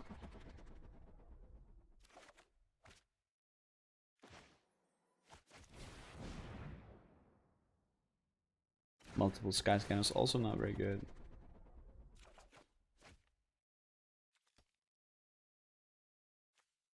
No.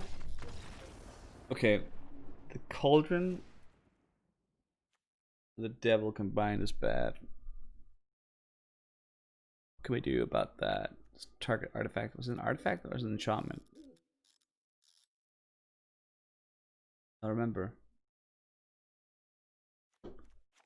Certainly didn't do much. Let's do some destructive tampering, just in case. Get a chance to get through.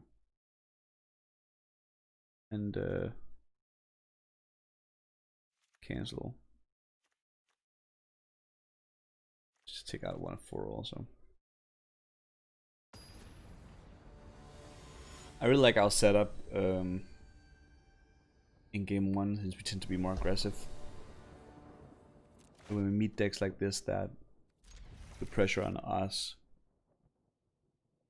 we have to take a step back. Also, we're not as fast as we'd really like to be, I'm afraid.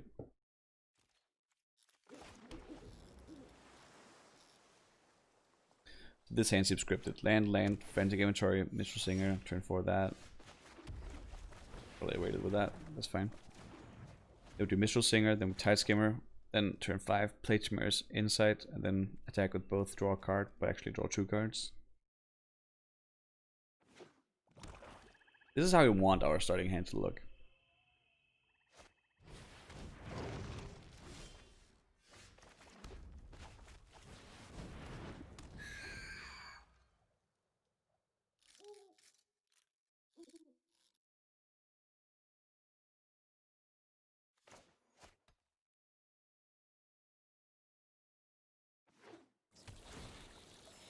Gain some life.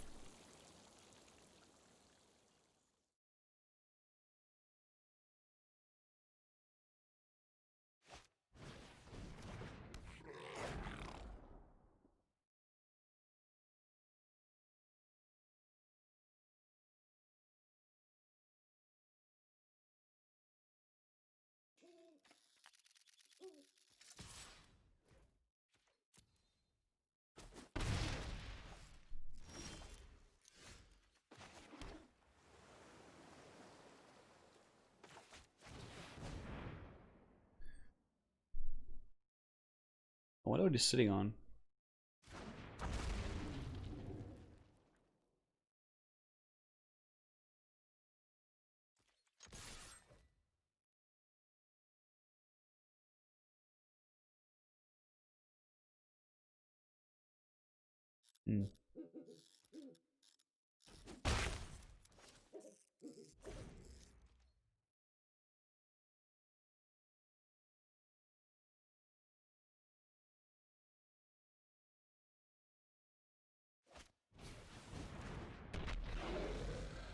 That's fine. It's absolutely fine.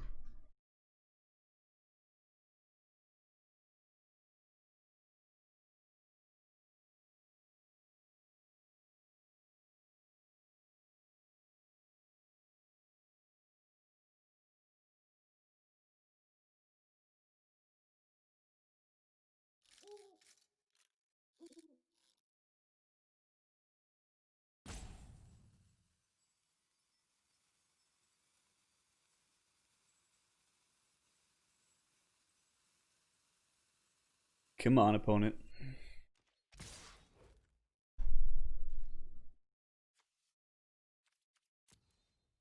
I could probably block that pretty safely, but I have no interest in doing so. What I have an interest in is doing this, however.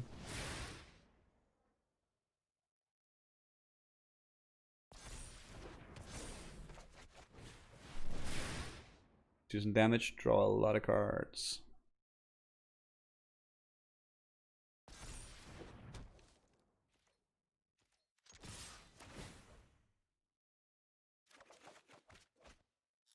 That feels good. That feels pretty good. Not gonna lie.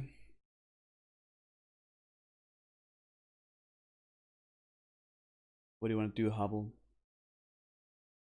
It's already done. The damage is done. You can't do nothing. You don't have mana to both death touch creature and sacrifice it. So I imagine that is what he's thinking. He's gonna put death touch on this. Or maybe that's what he's thinking.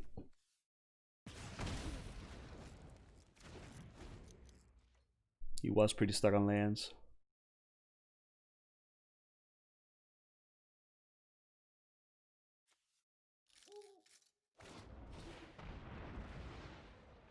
It's a shame.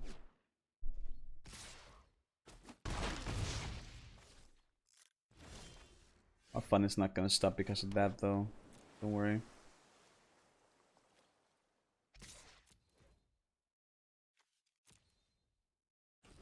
Promise.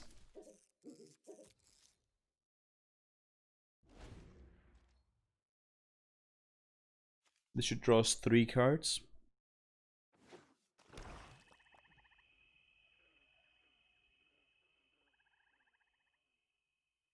This blocks these 2 easily. That's even what we want. Maybe we could just like hit back very hard next turn. Let's try to set up for that instead, actually. Let's try to set up for the win. I can take 4. Not a problem.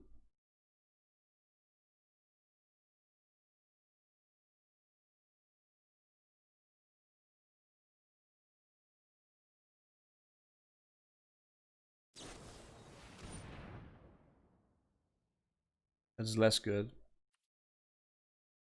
Still fine.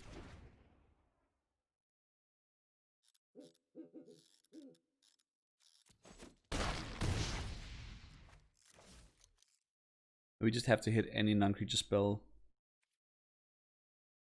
Do I draw here? Probably.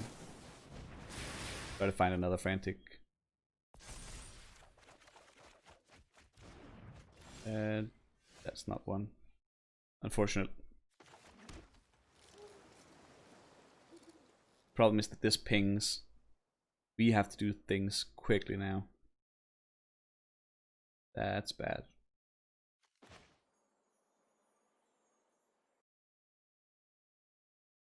This blocks and that gains trample. I think we have to do that, and we need this to block that and that to block that, so we can attack with the 2 1/1s. Get into 9.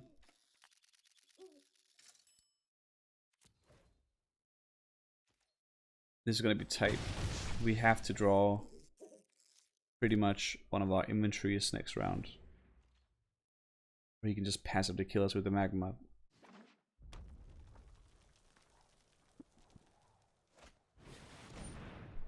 That we will 100% cancel. Get a counter on our Spellgorger Weird. It's very good. I'm glad he did something pre-combat. That helps us a lot.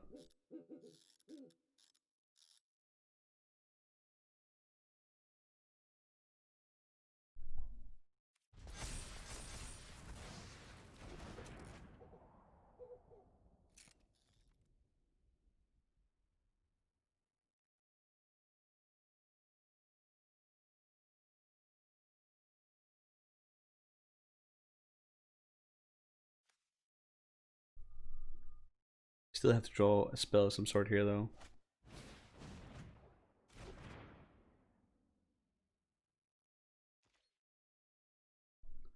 Pinging with magma doesn't cost mana. 3, 5, 6, 7, 8, 9. He probably has to block everything. He wants to have a chance of winning. Because he doesn't know that we don't have a pump spell.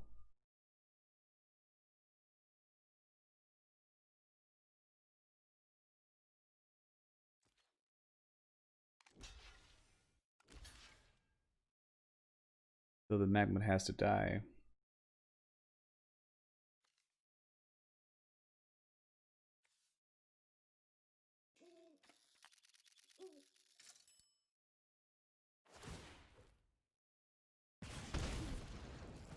There's the 1 damage. That's all. He gets it. Ow! Damn it.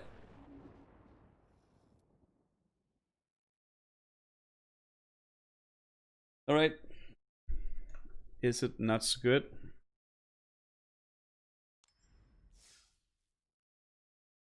Let's see. Is it 1, 2?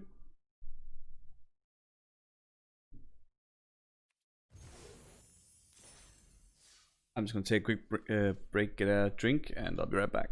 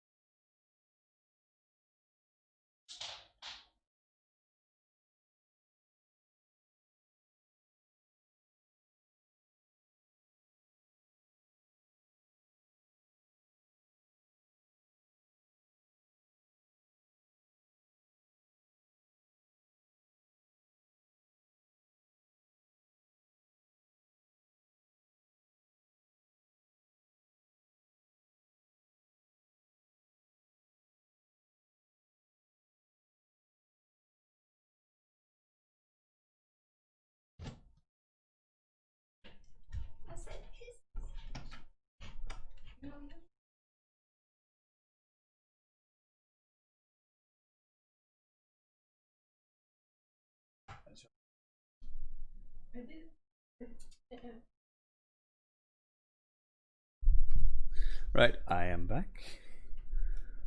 Let's get another draft going.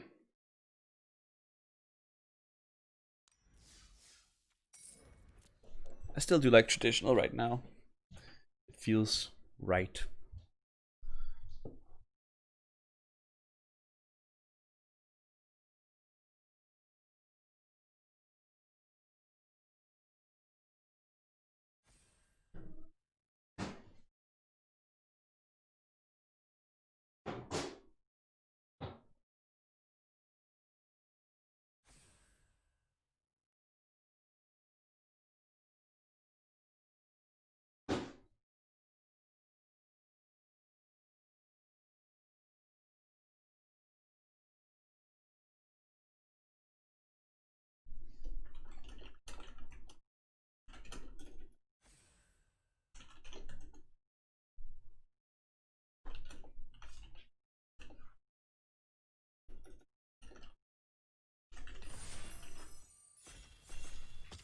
Let's go.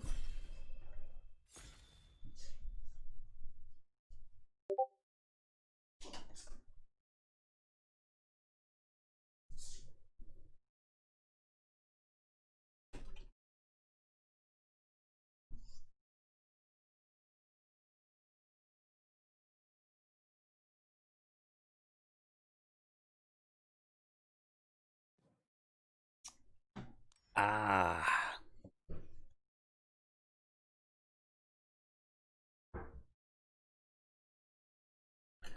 Alright, let's take a look at this. Liliana's Standard Bearer. 3-1 with Flash. When it enters the battlefield, draw X card, where X is the number of creatures that died under your control this turn.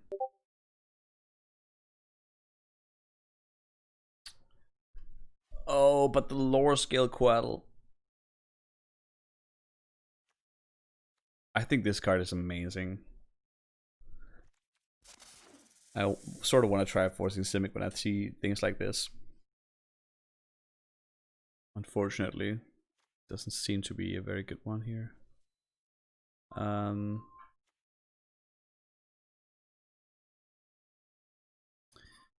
There's some synergy.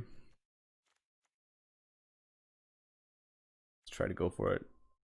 Roaming Ghostlight and Spellfield reaching out to one non-spirit creature. Do like that.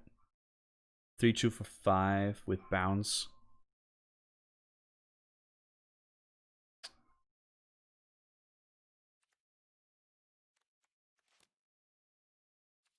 Or Snare Spirit is just a really good shooter up, I guess, in this type of thing.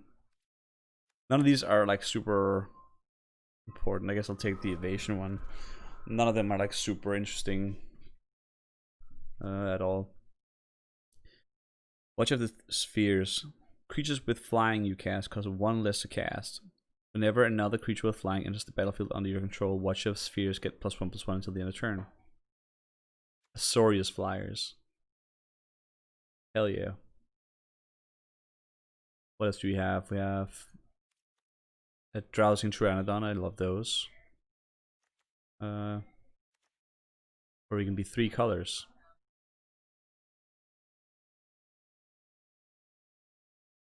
So we will probably end up being splashing green then.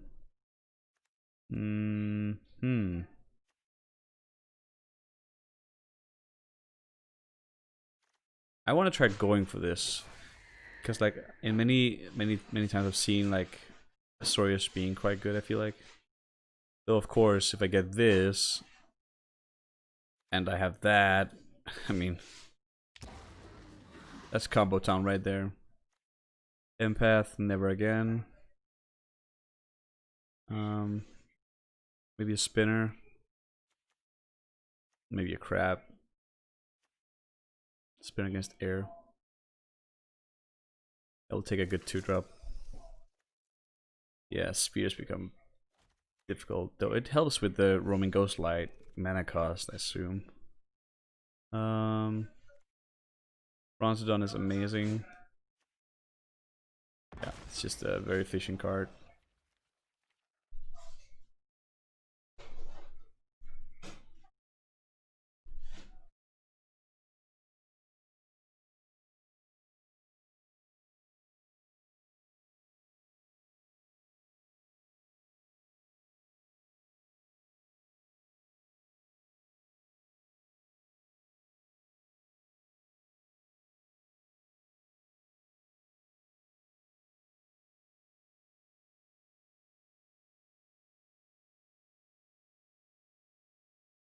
It's a pretty good base. I really like the lore scale Quaddle. It just becomes amazing very, very quickly. This one just becomes good with anything with counters, and an X spell like that is pretty good. This plays as a counter, it's a removal, it's everything we want. Everything we want.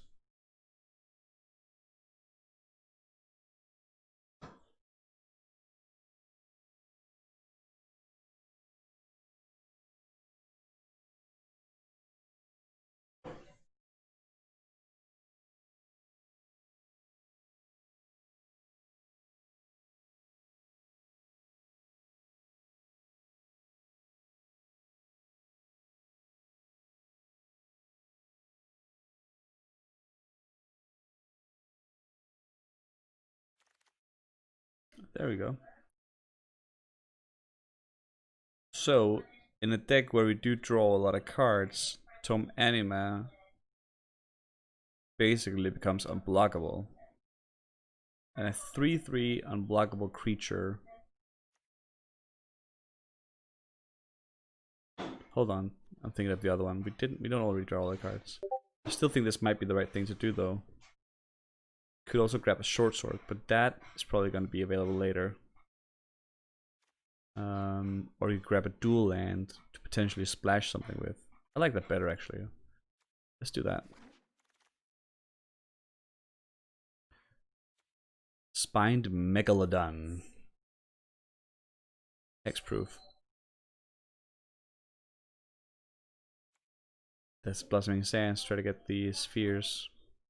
Splashing a 2-drop though. This is also that kind of thing that's like, it's not bad if I get it after turn 2. It's also not, I mean, it's not really great in this deck right now. Maybe I should try getting this big creature and try to find that flying enchantment. Put it on there instead, make a unstoppable creature. More splashing for black. Maybe it's destined. I just like, if I can, keep myself open to one more color, just in case we open like a really good rare or something. That would be the way to go, I think.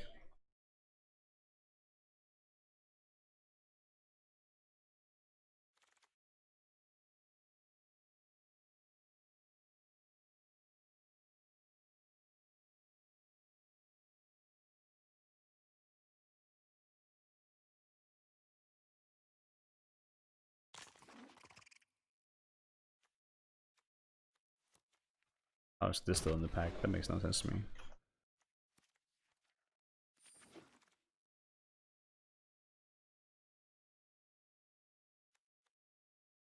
Another lore scale Quaddle. That's like, if we could only get lore scale Quaddles in our deck, I'd be fine with that. Just play only 3-drops. See what our opponent does. Not even gonna take a very serious look at the other cards because this is just straight up amazing.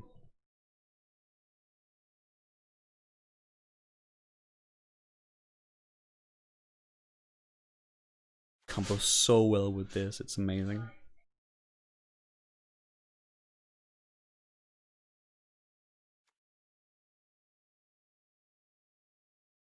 This is the sort of thing where like I would never play this on turn 2 for only 1 mana, but if I had lore scale Quaddle in my hand, I would absolutely play it on turn 2.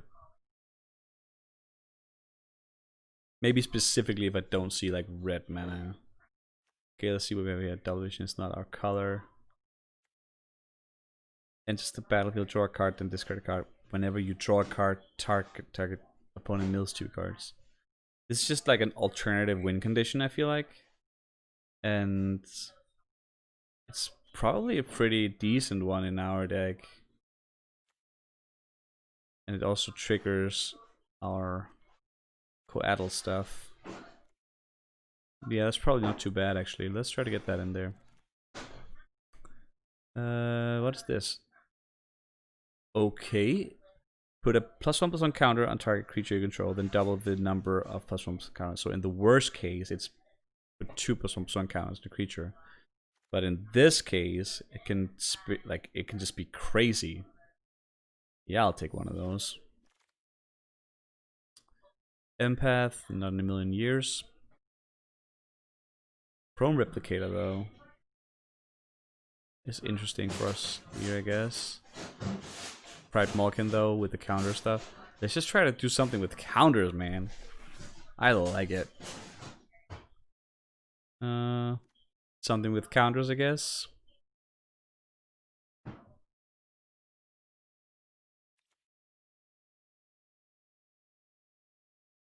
Or get a Frantic Inventory. Have some very good 3-drops. Let's get a Frantic Inventory here. Yeah. Sideboard Return Nature. This card I like a lot. It's just a win con late game.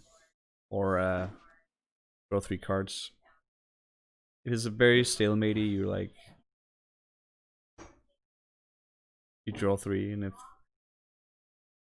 you can straight up win by bouncing 2 enemy creatures, you obviously do that.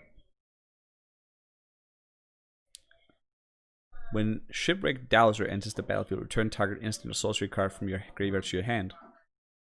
And it is a 3/3 with prowess. But this is a 4/5 straight up. What can it actually return? Read the Tides right now. The Invigorating Surge, Frantic Entry is probably much better than I made out to be in the beginning. And with the limited amount of removal we have, it's probably right to get this. Yeah, it's probably way better than I think it is immediately. Let's get a short sword.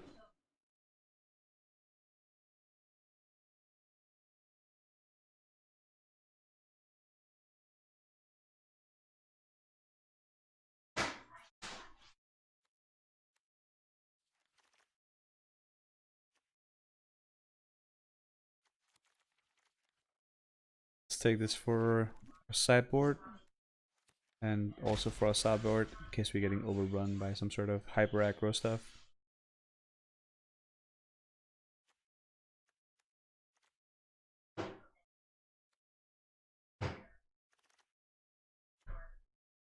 Don't want this empath. Don't returns creature, yeah. But I don't want any other things either. So let me get the uncommon card, I guess.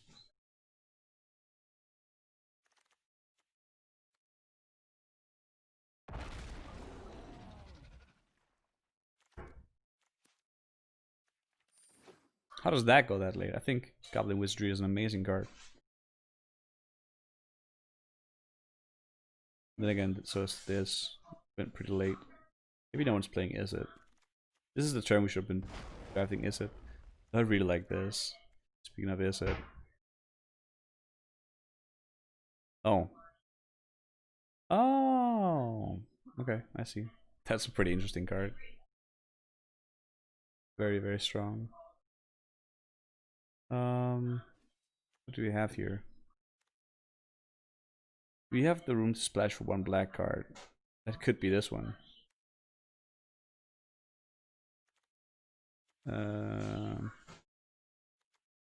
Citizen Training. Death Toucher.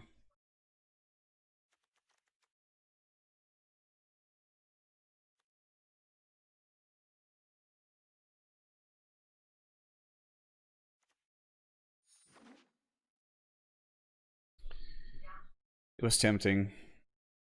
I'm not gonna splash with that card. It's a little too low powered for my taste. So Rise again, finds Shipwreck Dowser, finds Rise again, finds Shipwreck Dowser. We did it. We went infinite. Cultivate should be great in this deck. I don't think 2 Read the Tides is the right thing to do.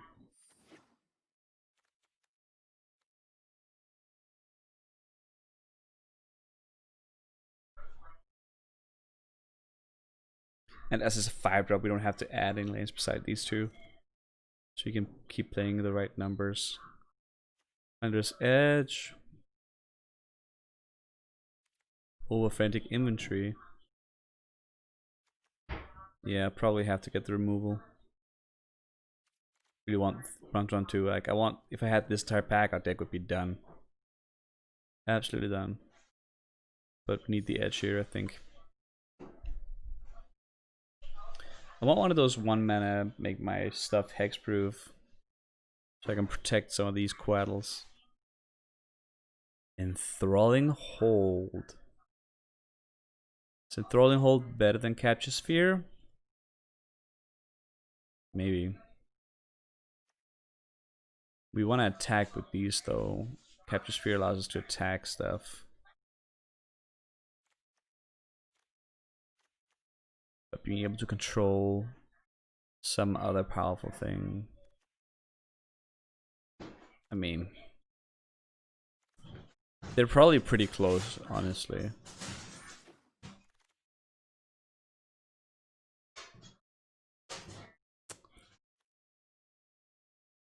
This, however,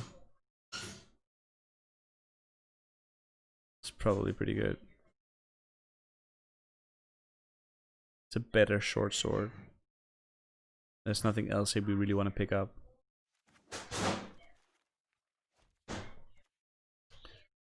Huh. This is a absolutely splashable spell. This a little less so because it's a true drop. We already in play. Hello, third copy of Lore Scale Coatl. Guess we shut people pretty down on that one. Yeah. I can dig it. I can dig it.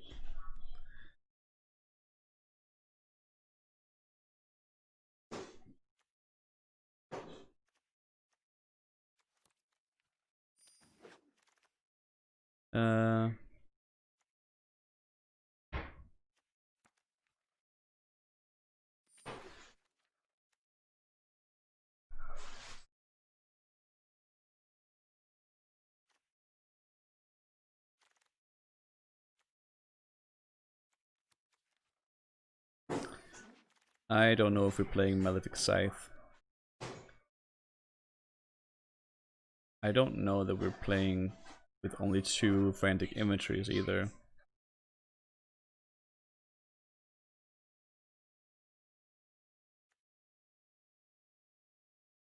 I guess it's the thing to do on turn 2. Besides snare spinning.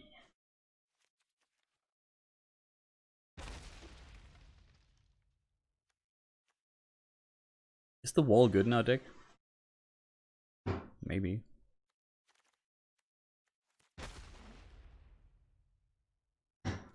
We didn't get the make this thing flying thing.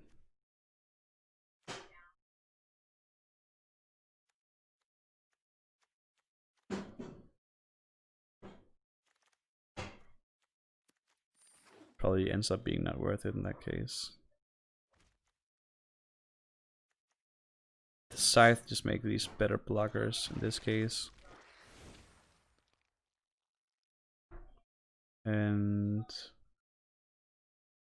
rise again.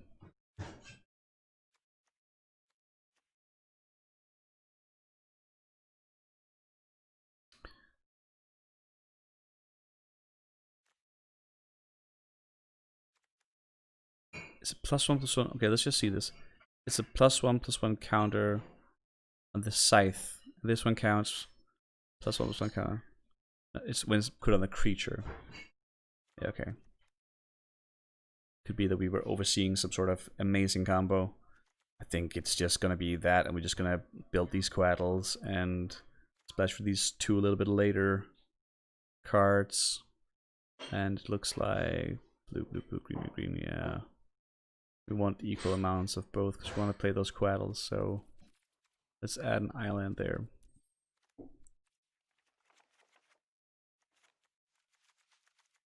Let's get a Nyx Swamp in there. Wish there was a way to like just default have our basic lands be the Nyx lands. I'm guessing that there is, I just don't know how to do it. Well, this deck is potentially very, very, very good. Let's see.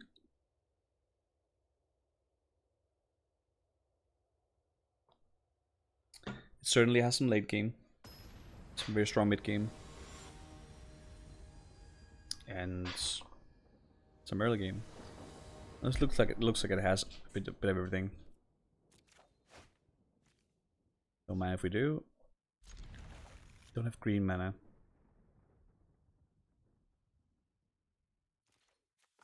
Sure, probably rip my cards, but just seemed like a very good ratio here. That may come back to bite me quite quickly. Or not.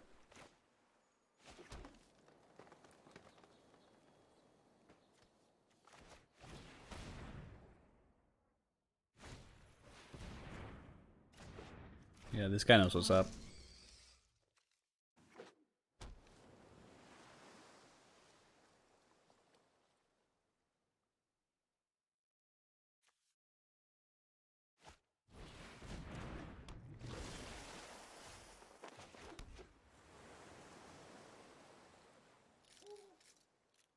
Hmm.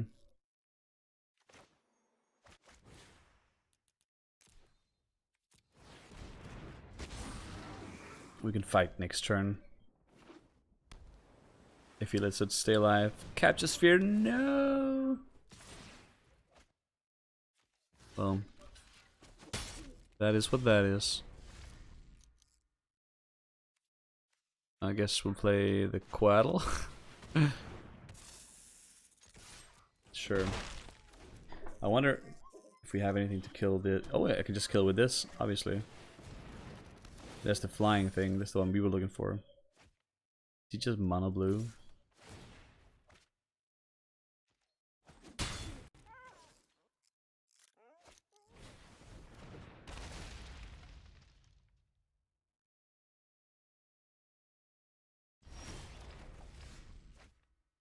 Yes, please. Please. Counter. Come on.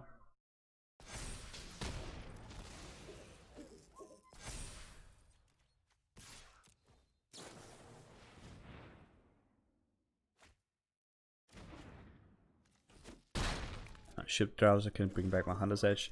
This seems pretty good. Seems pretty decent.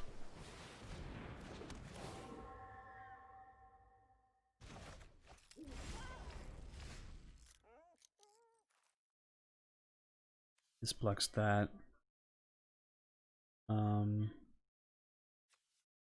Let's just use some mana right here. Yeah.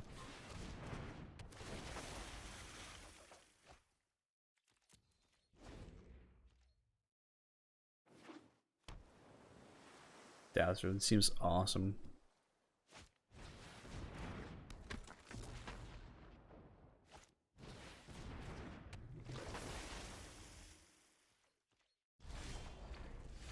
More Quaddles. I dig it.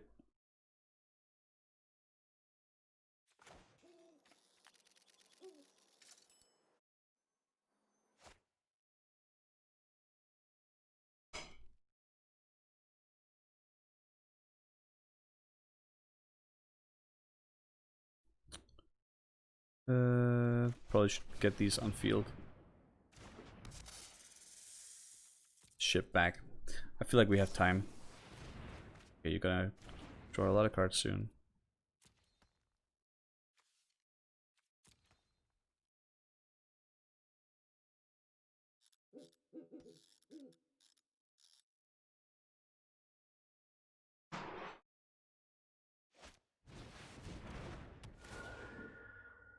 So glad he's not bouncing my Wildwood Scourge. That I really want to keep. Right. Yeah. Get those counters going. Blocker for one of those, another Quaddle.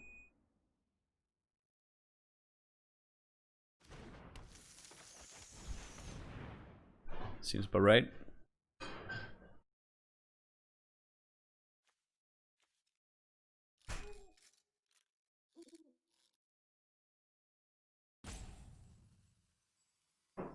What do you got? What do you have? Love the denial.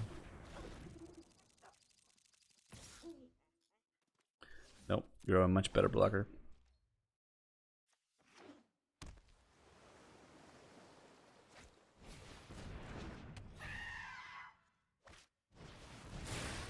Jesus! What's with this flying?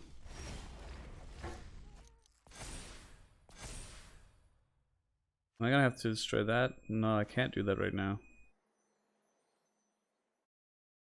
I do it now. I take 5. I have to kill something else next turn. Take 2 or 3. Not until then can I attack. And I still have to. Let me just take as little damage as I can over these turns. Doing that first. And we're not attacking at all here. Building more flyers. Well, I know what sort of stuff we are adding to our deck for sure. Things that kill enchantments.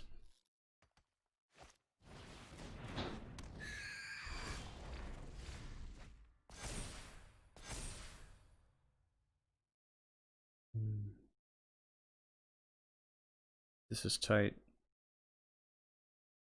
I'm not sure. Can't survive one attack here. This 5 that's exactly 7.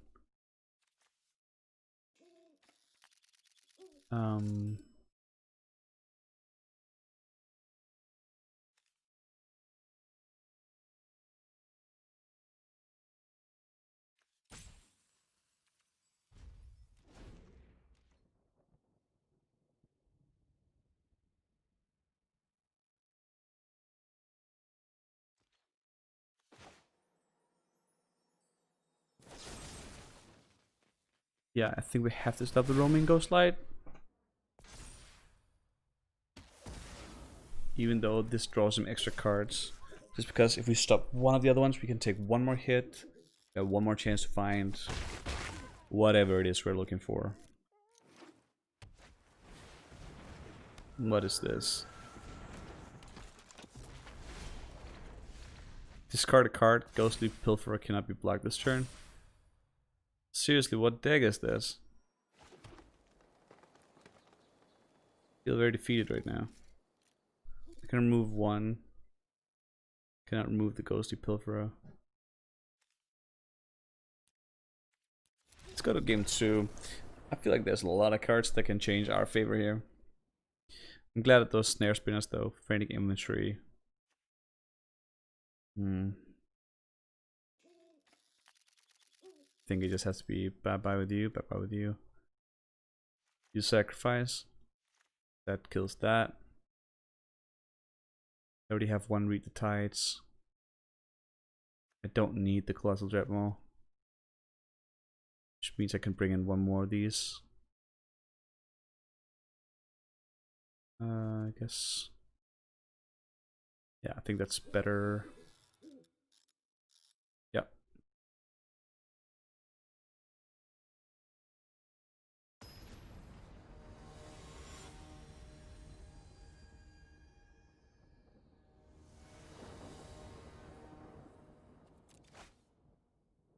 Absolutely.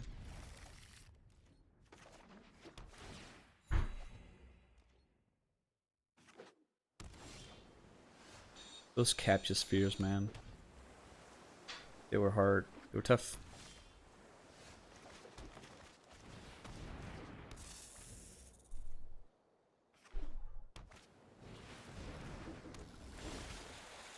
We're not gonna make the same mistake as we did last time, letting him draw cards with this, so...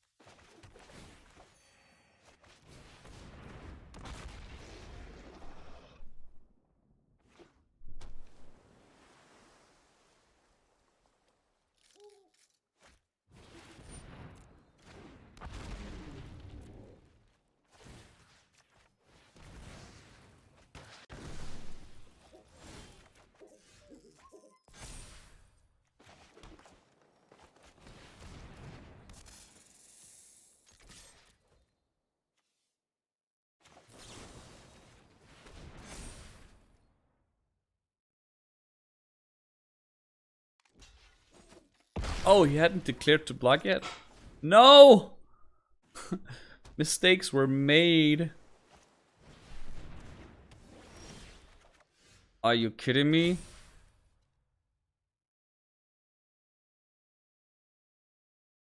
Kidding me.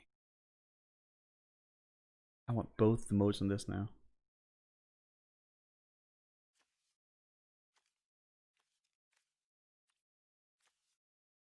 Oh, damn it. I guess I'll I have time.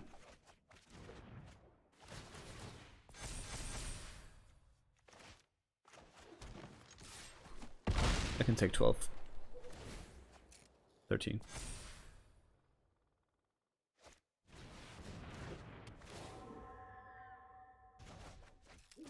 I want to destroy that enchantment if I can. Not like that though.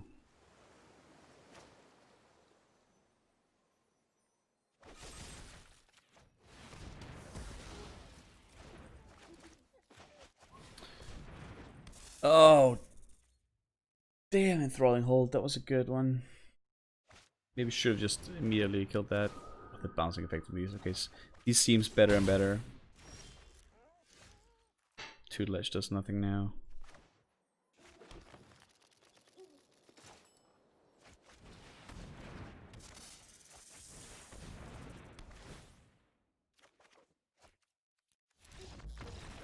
Oh, that's so sad. I feel like that was going pretty good too.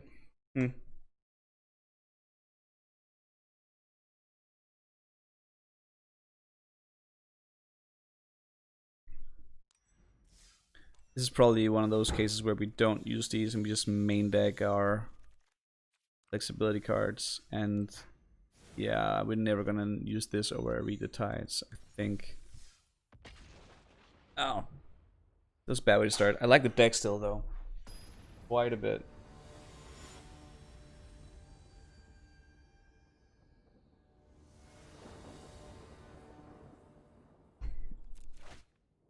Nope. Okay.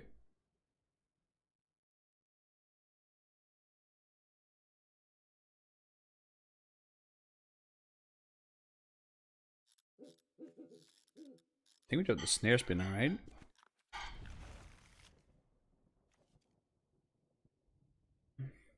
No. Can't be that greedy. Not knowing what we're against.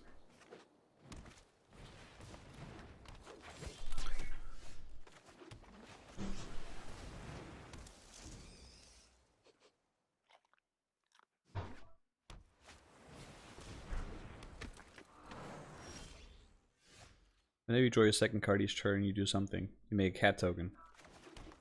Okay.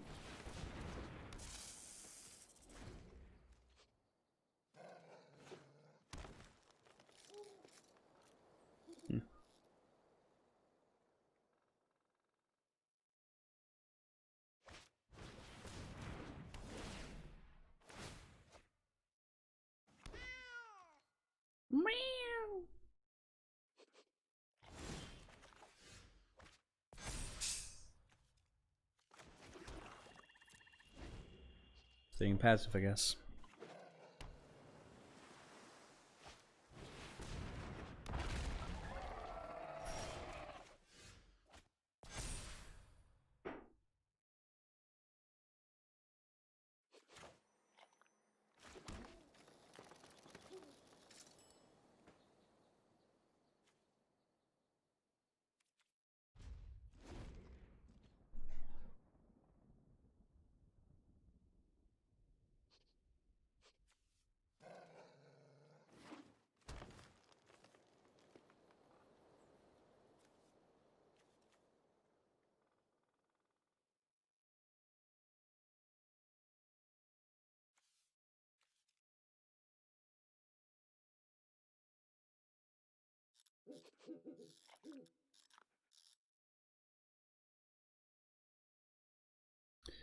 What do you want to do?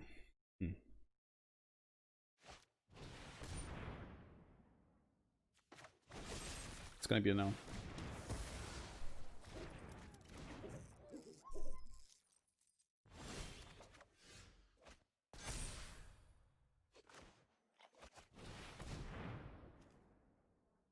Want the second blue. And not blue, I guess.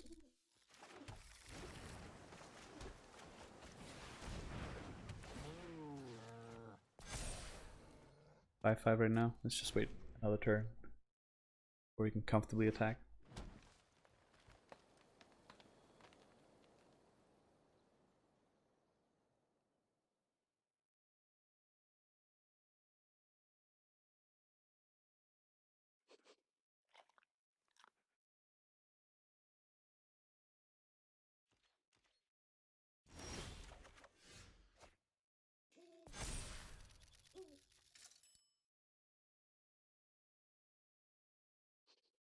Can't actually play Roman Ghostlight, which is kind of crazy.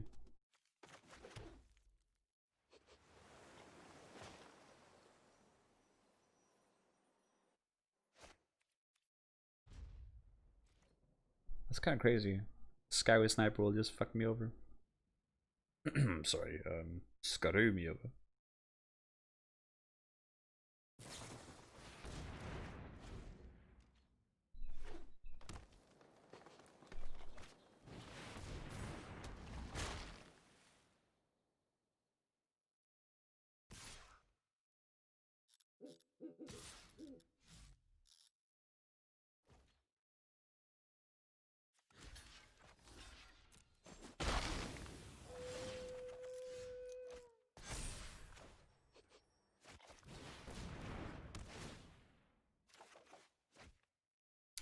Now we're doing it.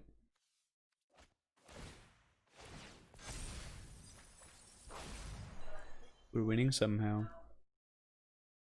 Megalon has hexproof.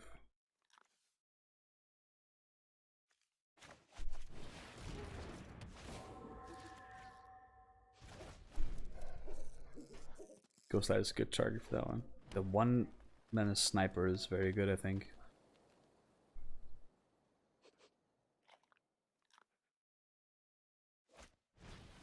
Six mana destroy most flying creatures. I like it.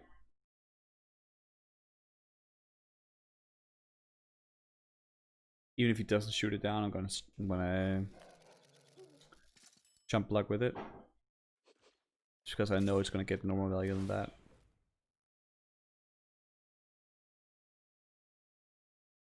Onto the bottom. Nice. I don't think he has anything else to do with those 6 mana.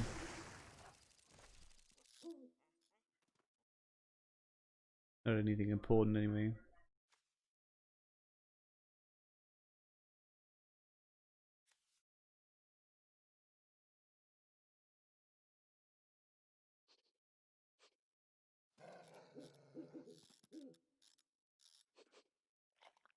What you thinking, Ascalioth?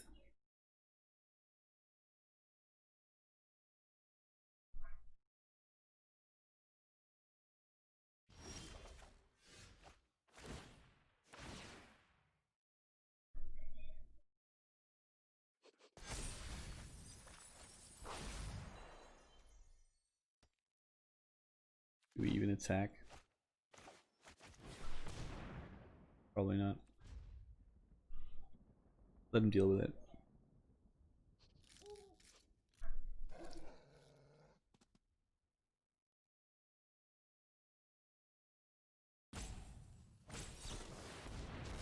What is that? Hold on. Ah!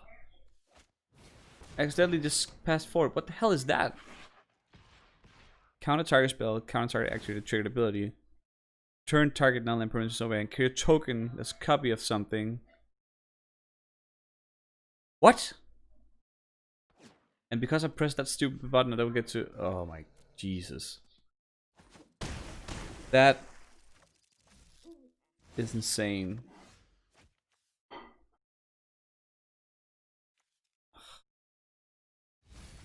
That is stupid.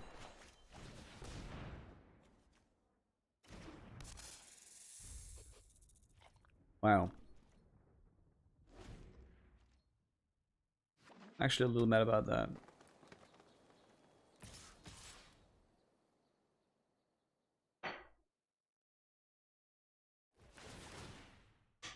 Yeah.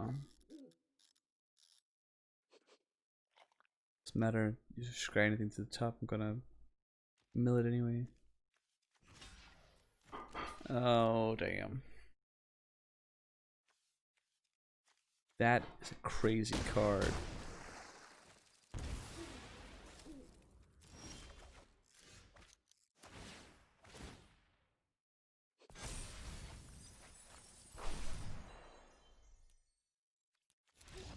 Guess you win the first one. Insane.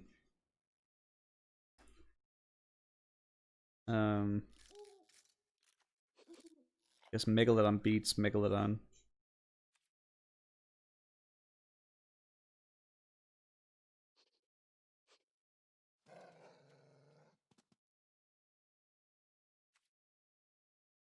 I didn't even know that card existed. That's crazy.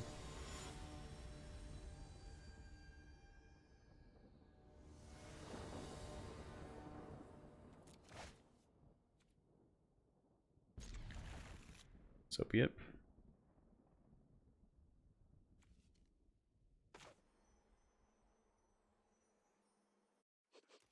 So beautiful, these cards.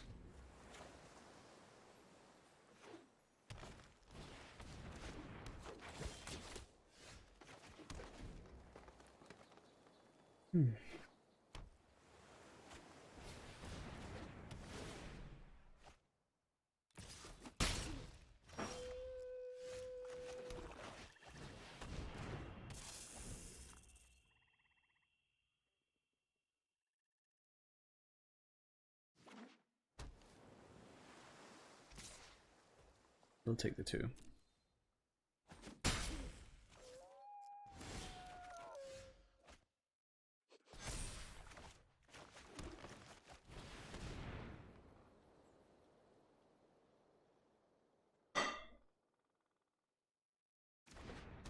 This time we're probably raising.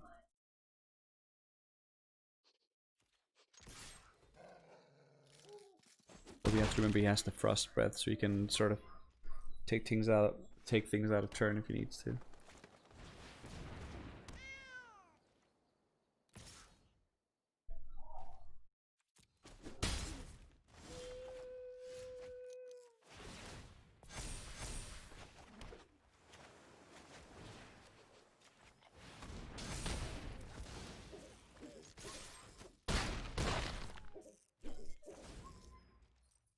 This is the reason I really like Lore Scale Quell and why I draft them so high, is that you don't have to do anything before they just become amazing. And they are very, very difficult to deal with. Of course, if you just steal them from your opponent, that makes things a lot easier.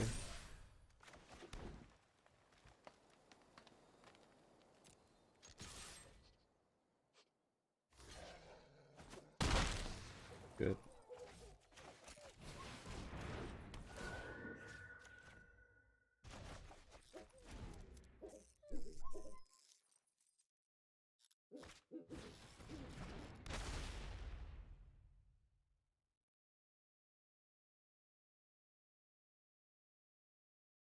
You have a capture sphere, I'm sure of it. In case you don't have it.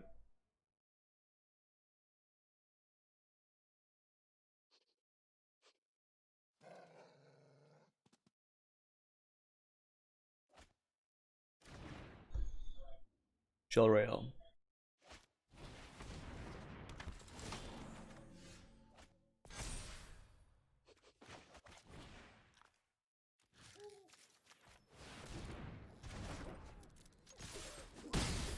Game 3.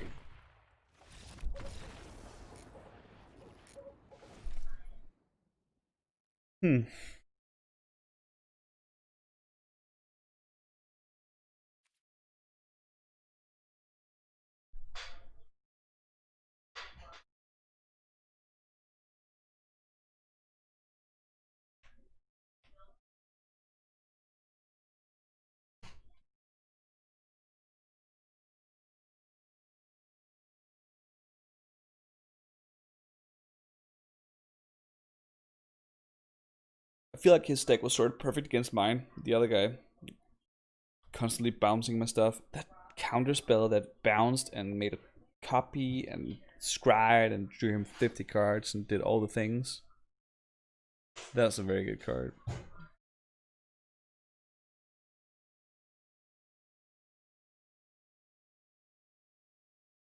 Yes, I have to play around that every time I set a rare card. I cannot just play around that. It's too many effects.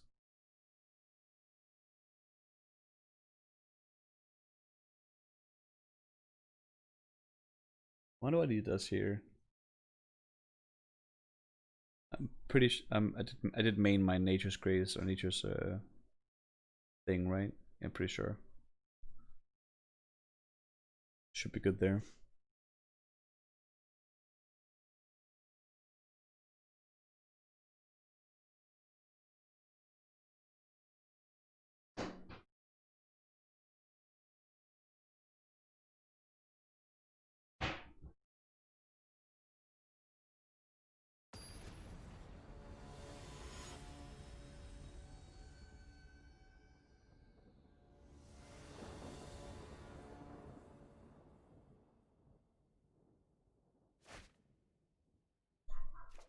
Looks good to me.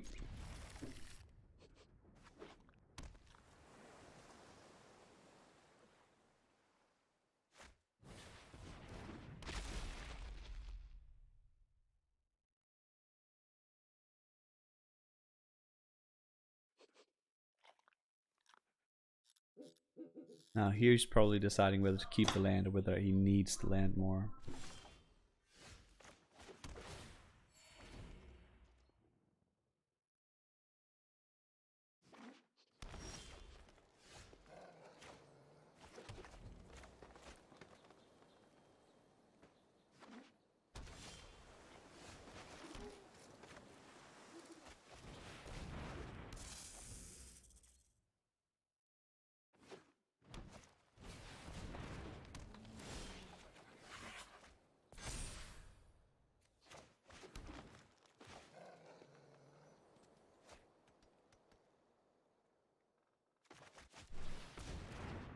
So then instead, play Wildwood Scourge next round.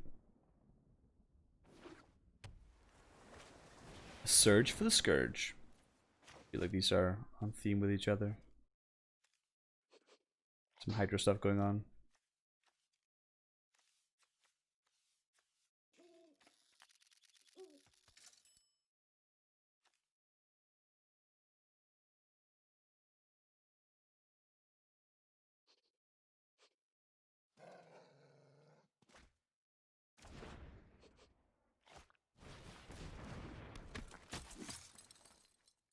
That's not very interesting.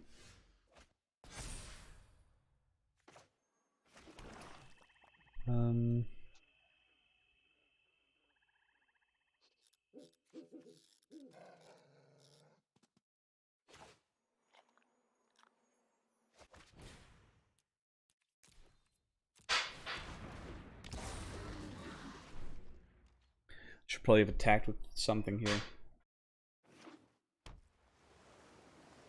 Probably not.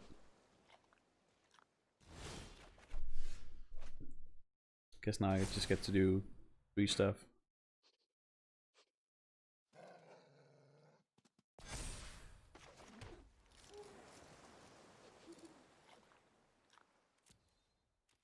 Let's see what he has to do about all these things.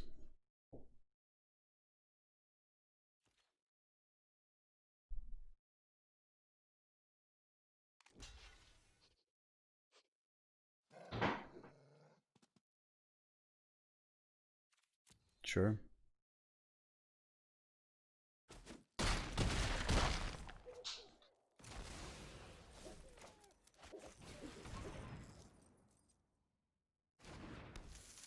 Spinner for the Glide Master. Save the Surge for a bit later.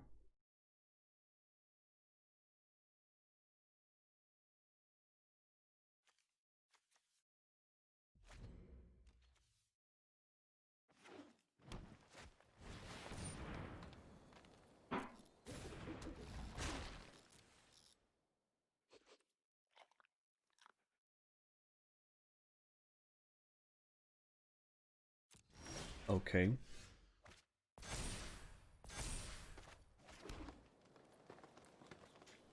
So it puts counters on and then it puts counters on again. So it does happen twice. That's important. Because then I can do something like this. And then if he blocks my... whatever he blocks that, like, oh, he puts 2 on it. That means, okay, he blocks all with it. Then I have to just put counters on that. Or if I put counters on this, do I just win? Yeah, I do. I do.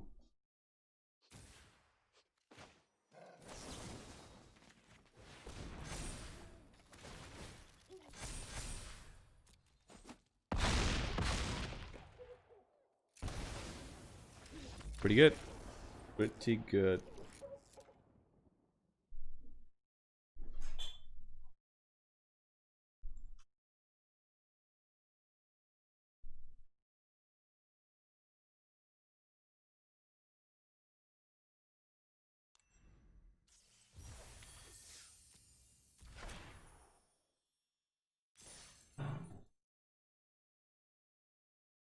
All right. That's a good start. I'm doing a little bit of light eating on stream. Hope everybody's okay with that.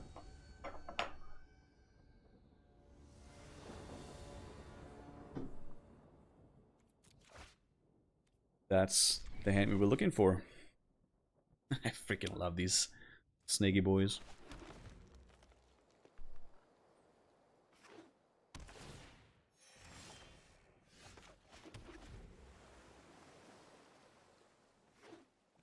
Now,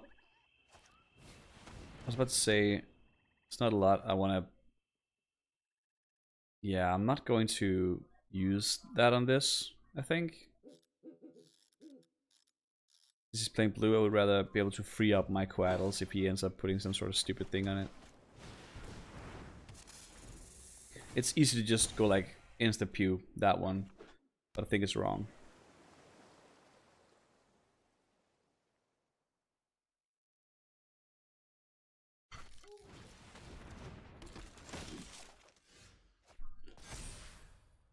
Mm-hmm.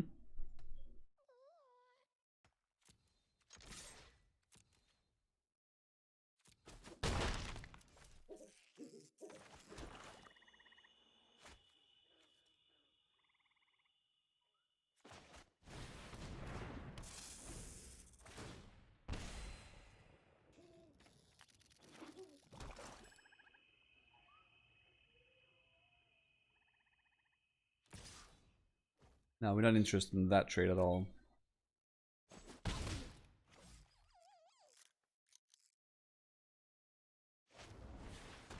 Okay, grasp.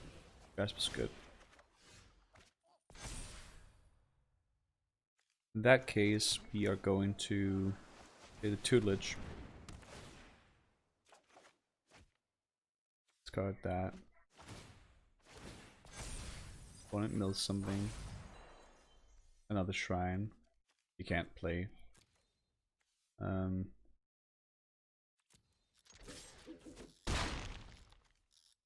Can't tell if we should kill this now though. Don't think so. I still think it's a strong choice. Maybe the choice that ends up killing us. Who knows?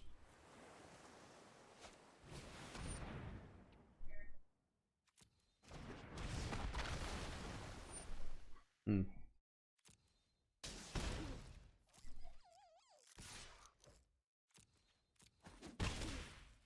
He's straight up trying to burn me. That's the wrong choice. Rip. Not what I wanted to have done at all. Well, sometimes your fat fingers aside for you, I guess.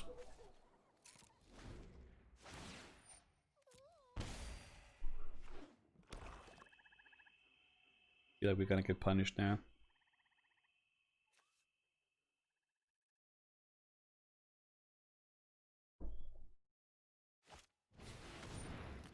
Mm-hmm.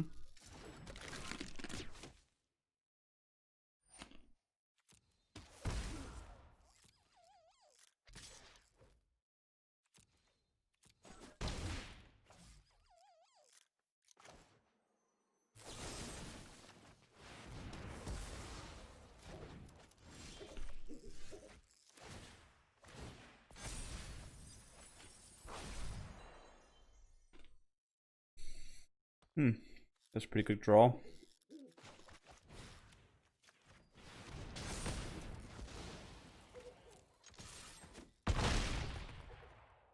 Keep the land.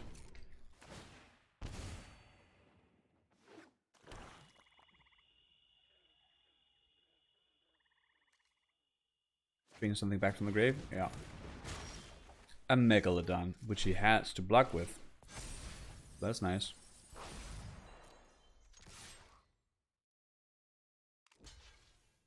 Buys him a turn.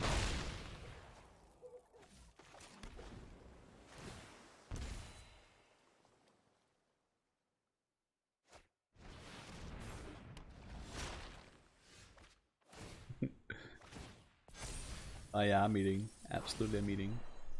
Thank you. Once again has to block this. Turn into an interesting game. I mean, this ended up dealing a lot of damage, giving him a lot of life over the course of this game.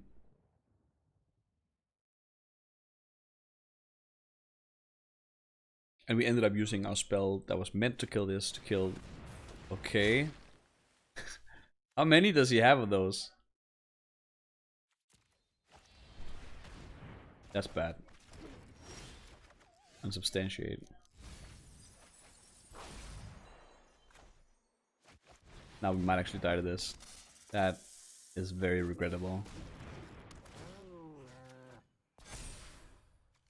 Very regrettable indeed. Okay, maybe we can mill him out before that happens. This is gonna be a really, really tight game. If I can get any card draw... Okay, he's scrying. I can deal 7 damage.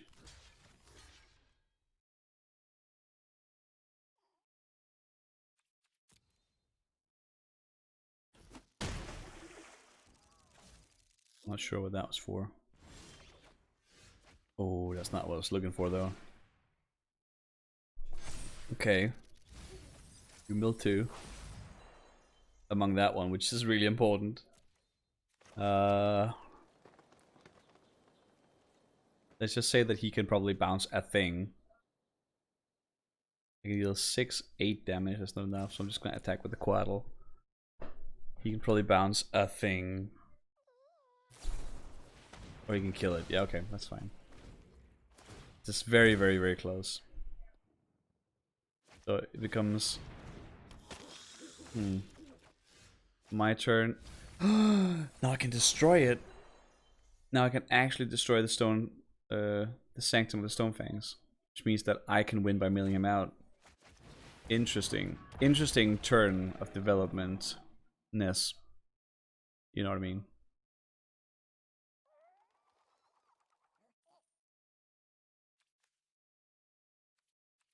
I'll take the 1 damage next turn. Yeah, sure. I'll do that.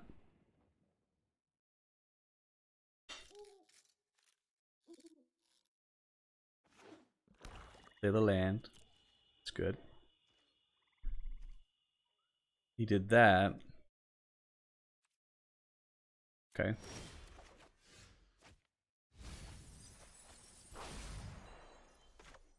I play a threat. Destroy the thing. Back to your opponent. If you don't draw something to kill me now, I win. I love it. This was a tight game.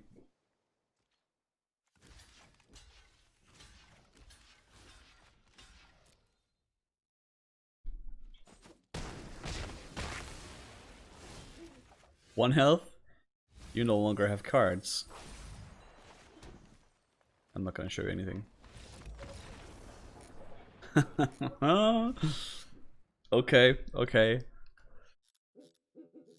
He had 2 of those shrines. That's worth noting. He had 2. Can I have lifelink? This is like, well, okay, I guess it's black lifelink.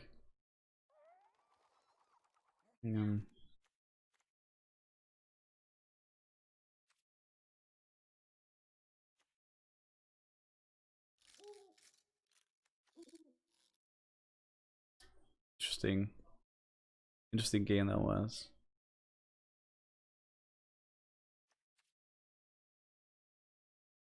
Let's just go again, see what happens. I don't know what I'm really gonna be able to change much here.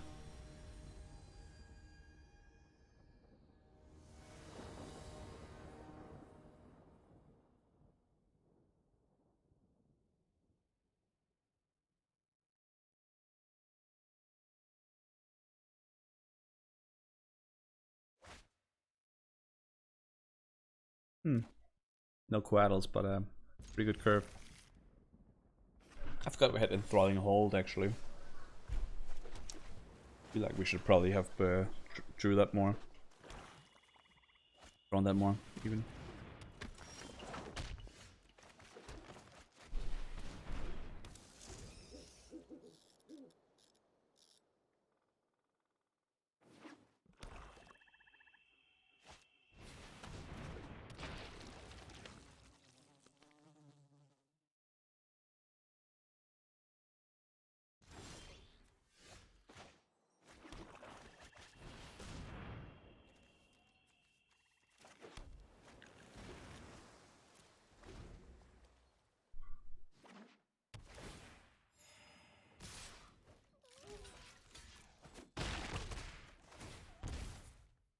Oh, I forgot the looting was on the Jeskai Elder. Should probably have thought a little harder on that one.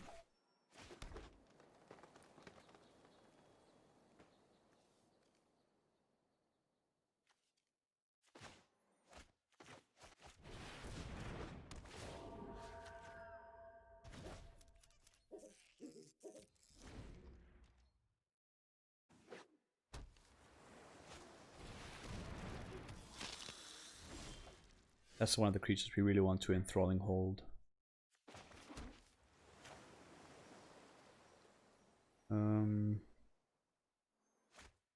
Guess we play the Quaddle. And hope that he spends his mana doing something against that.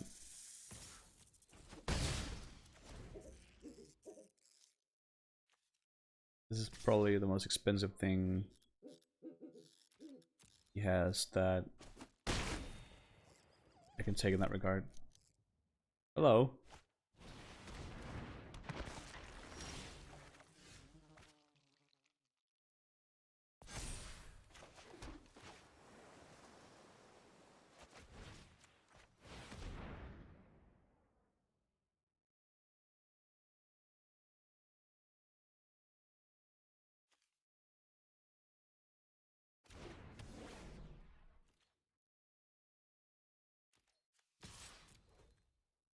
Attack with the Ghost Light. Looking pretty good so far.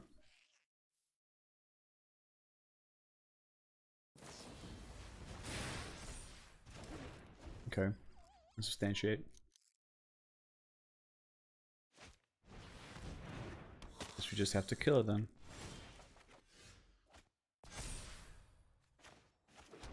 Two 4 mana spells? Yes it is.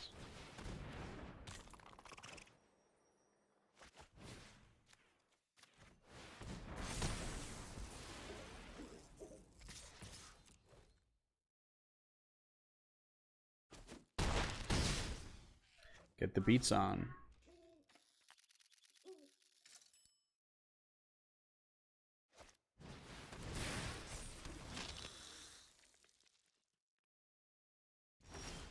You good, baby.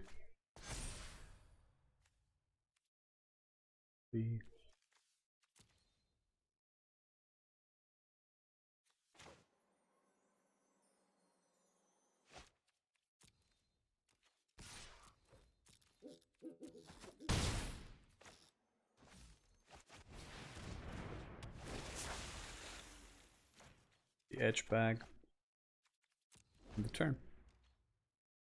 Shipwreck Dowser. This card is getting better and better the more I play with it. Yeah, I mean, trade you, sure. You just need the life, so.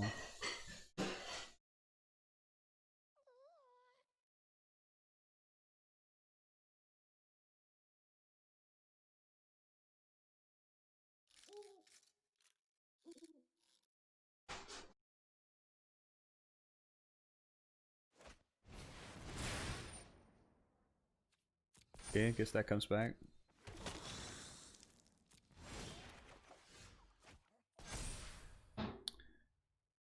Hunter's Edge. Okay, you're not betting that, I guess.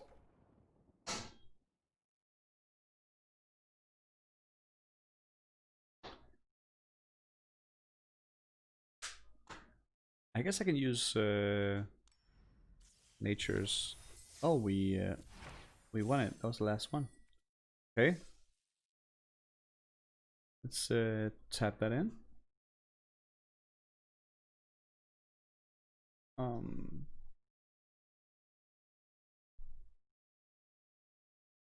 Where's our progress? There is. Yeah.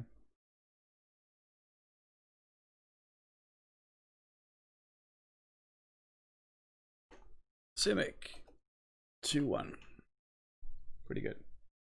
Right, let's end the stream with a premier draft to get some best of ones in. Guess I'm gonna move for that. Just get a little bit of change of pace.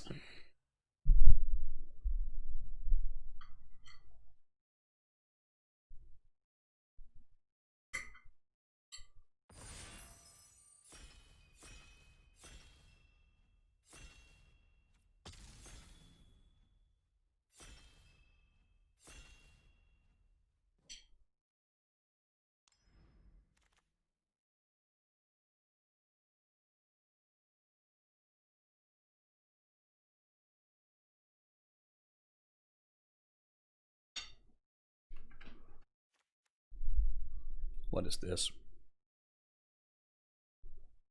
Wow.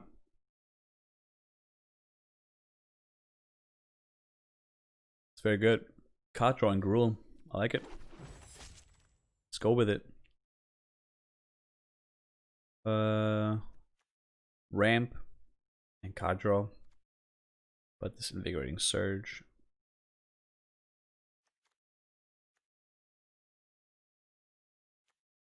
Probably ramp and card draw. Let's do ramp and card draw. Try to play some big bad things. Speaking of big bad things, that's Quaddle. Another big scythe.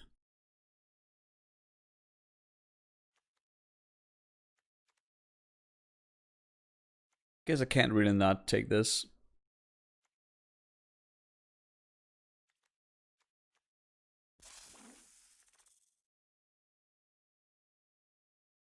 Hunter's Edge. This deck is making itself.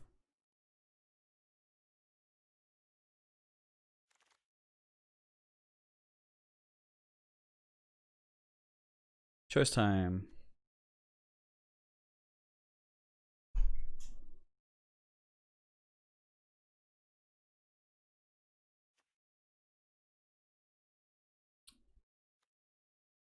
How rampy do we want to get? Pretty rampy, I'm thinking. If possible. I guess that means meteorite. Right? Probably. Lurk. I don't know if this card is good. I don't think it is. I think 3 power is too little.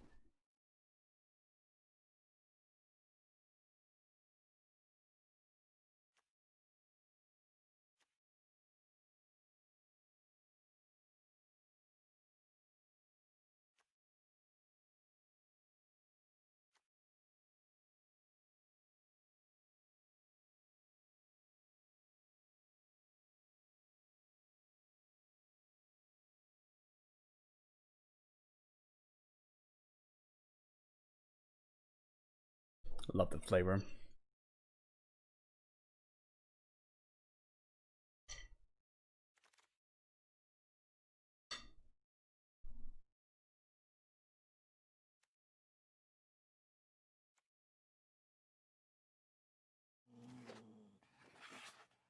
Something with creatures dying. Let's get that rolling.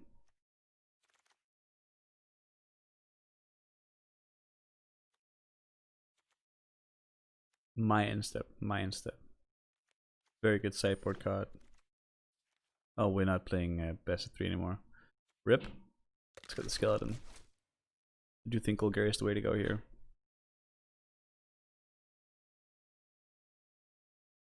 Sorry, large scale. You're probably not gonna make the cut.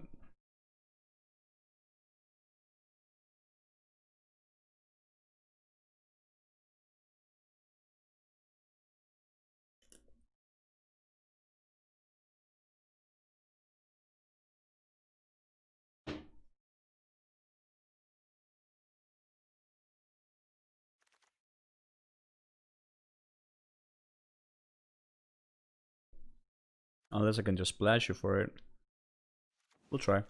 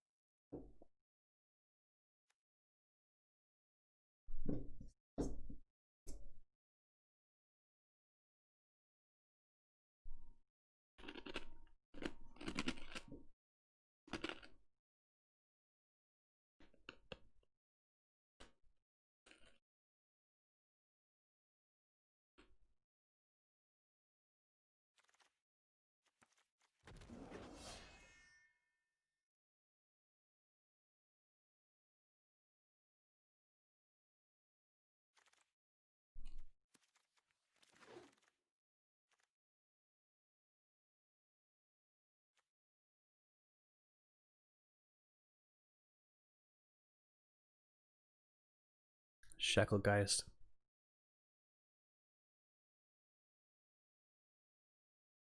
Does this mean the band spirits and Mudden is back?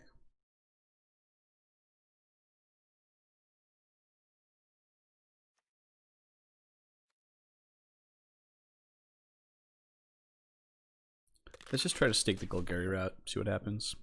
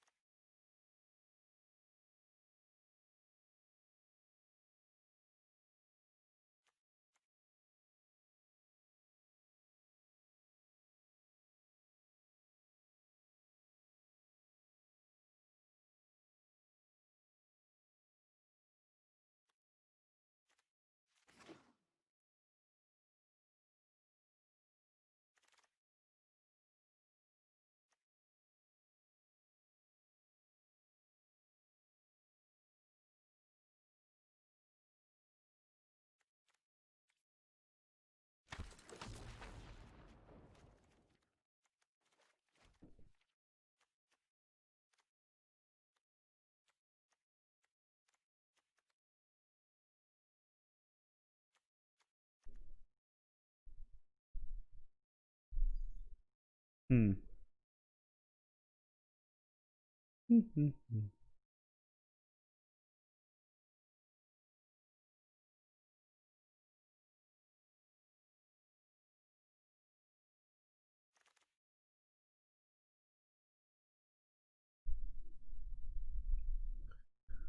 Oh well.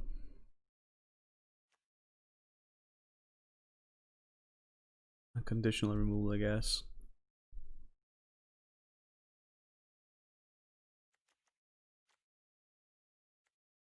So many green cards, though.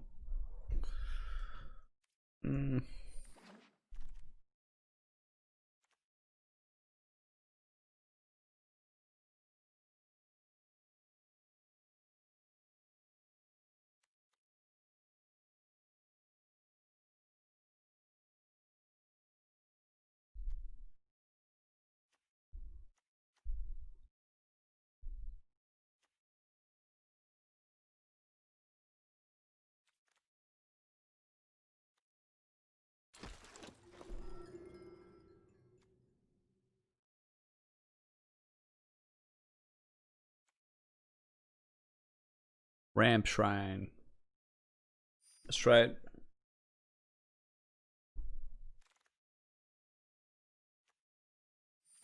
Thank you.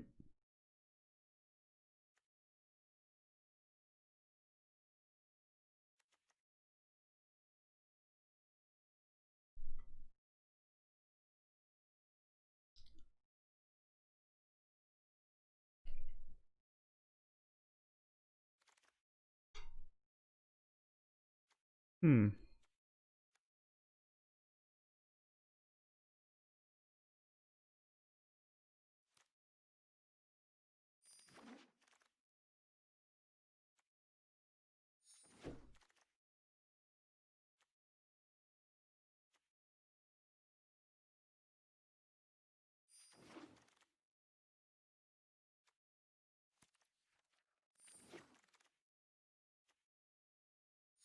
Nice. It's a good pickup.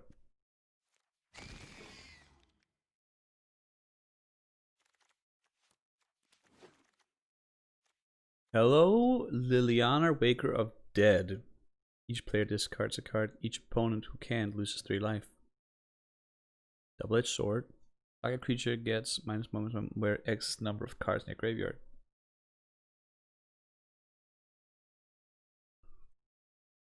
I mean, you just have to pick the Planeswalker, right? Play with it, see what happens.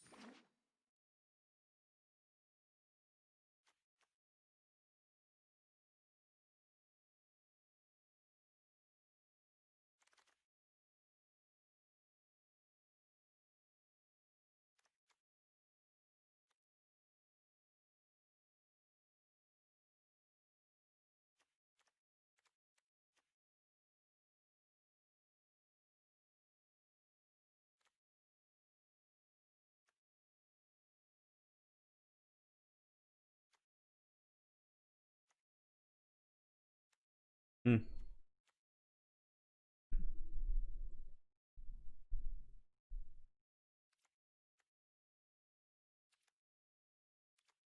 Yeah, let's take the village raids. It's probably the right pick.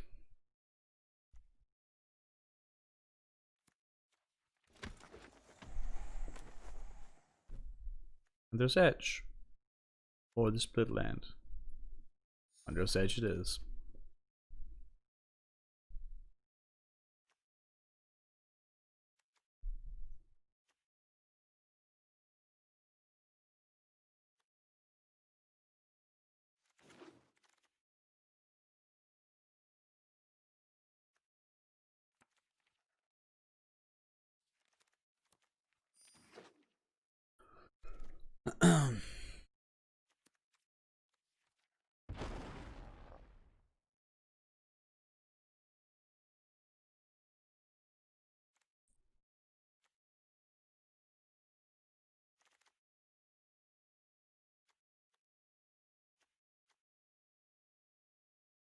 Just pick big creatures, try to ram to them. Plan. Somehow.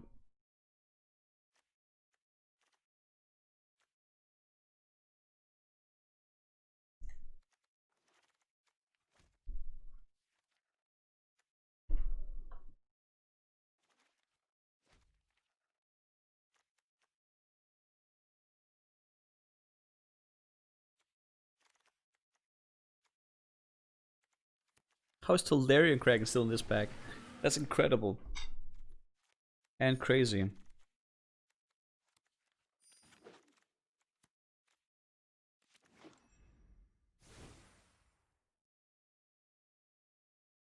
Okay.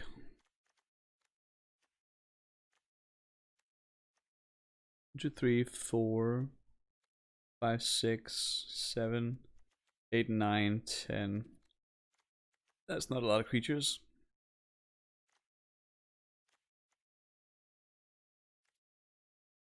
You have a lot of removal though.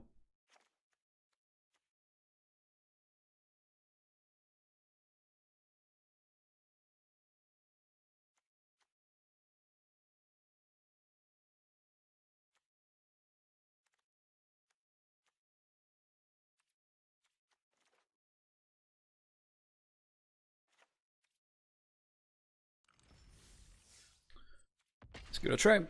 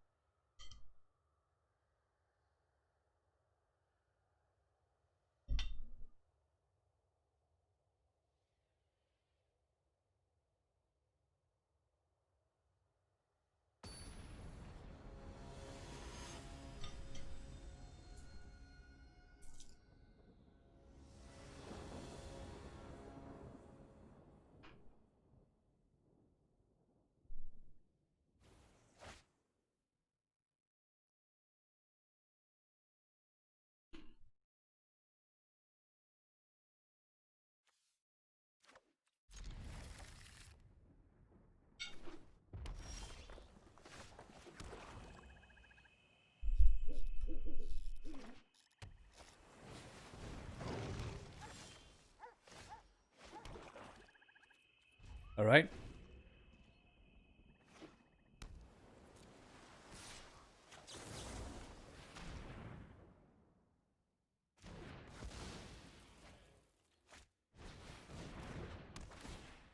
Okay, that's bad.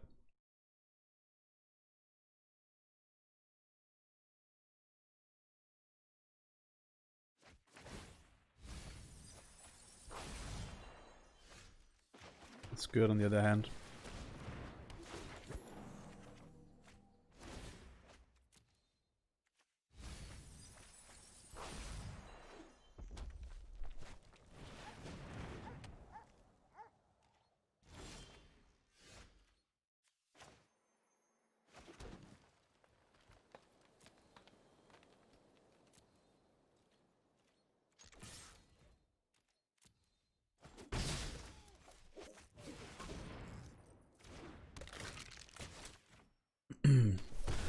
Next turn we can play Colossal Jetmaw. Maybe this whole mill thing won't be as... won't feel as panicky as I feel it right now. Now we can't do that. Unfortunately. No creatures here to get. Slightly annoying. I think we're gonna hold and just finish him blow whatever he ends up putting on the battlefield.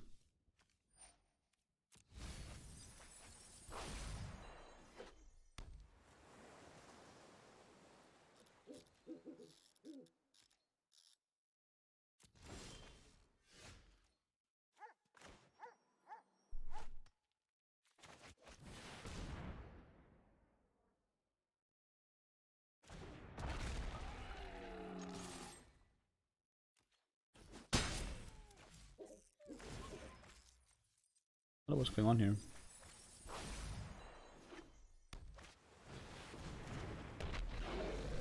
Okay.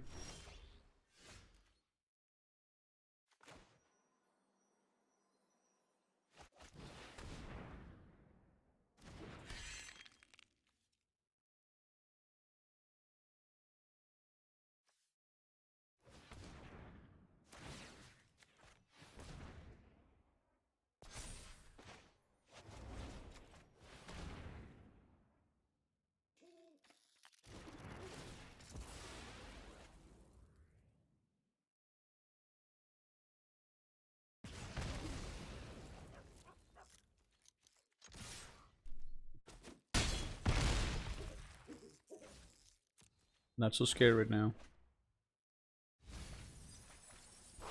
Hi Liliana.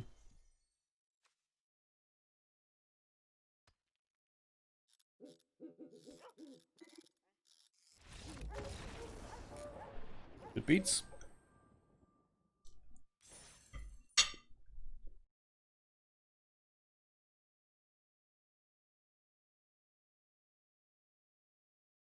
I think Tutelage is a pretty good card.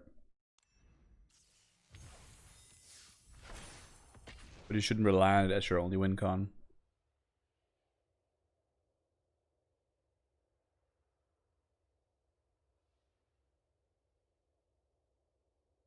The red shrine alone also isn't very scary.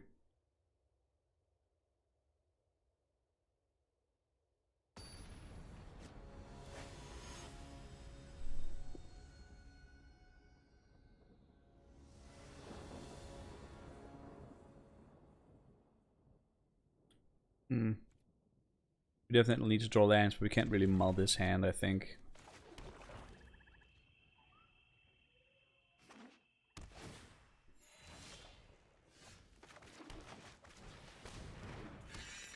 We need land. Nope. That wasn't it.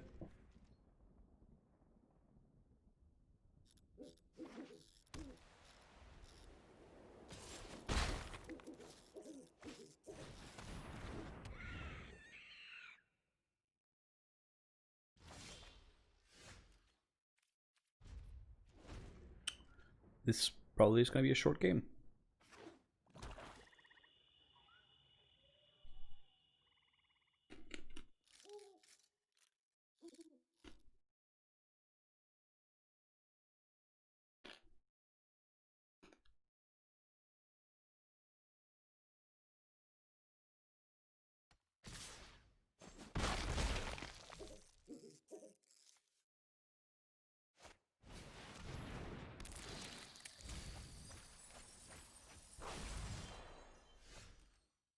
Seriously?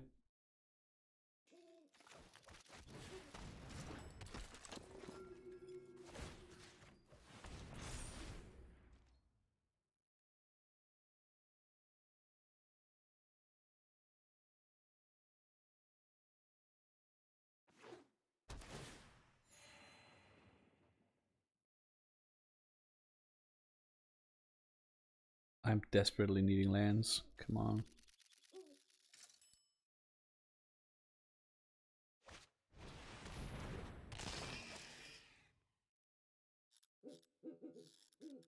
Sure, you can sacrifice one, pump your carrion grab. Makes sense. Stop me from life gaining. All very annoying stuff.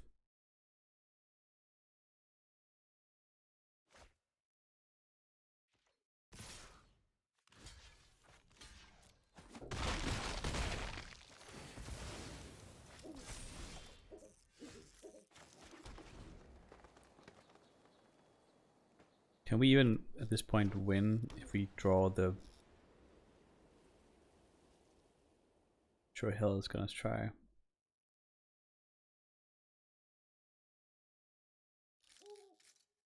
Really need lands now. Sure, we can win. 6-7.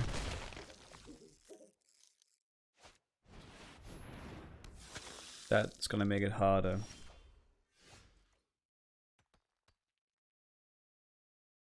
Six in itself. We cannot produce 2 blockers. That's annoying. Annoying way to lose.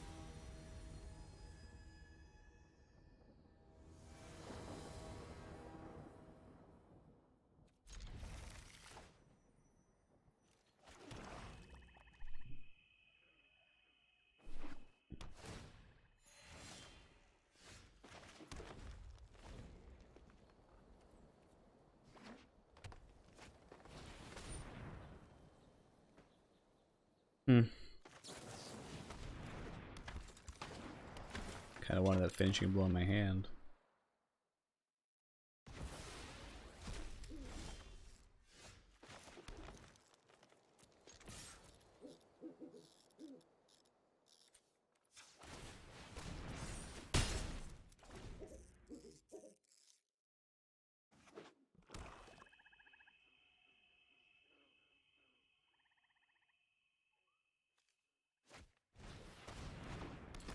No, really? You get a nice for that, sir. That was extremely lucky.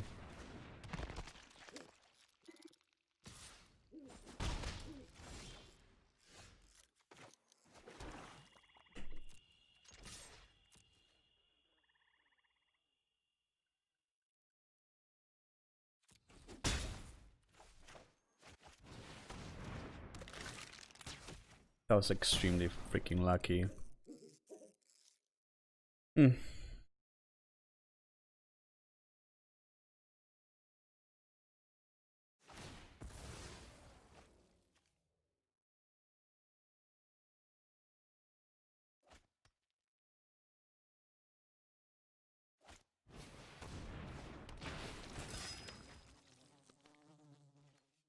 Okay.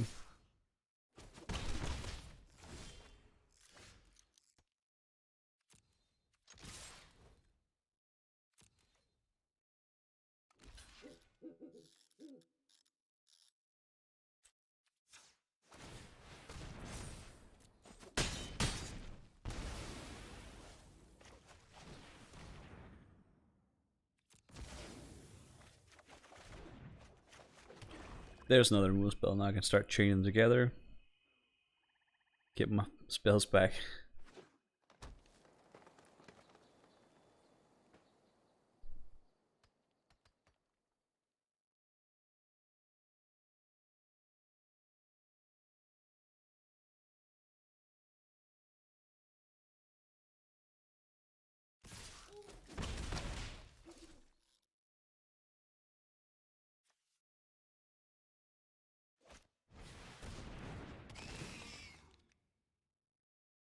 sacrifice this, or this, or this, or this. Do it.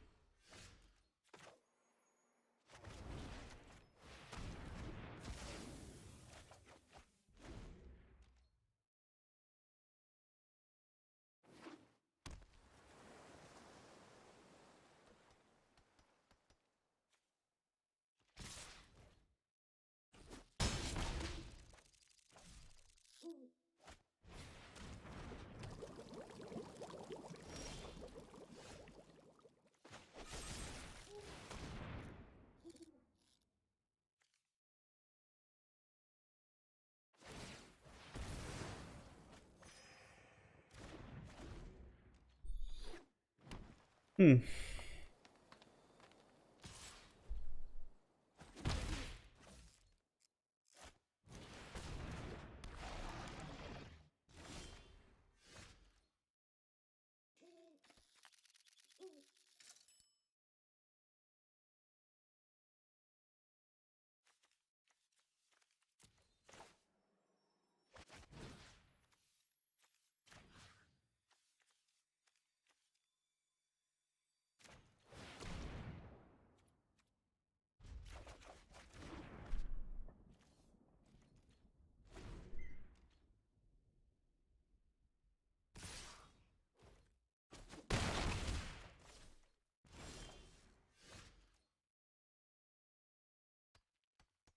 I just cannot seem to draw any freaking cards.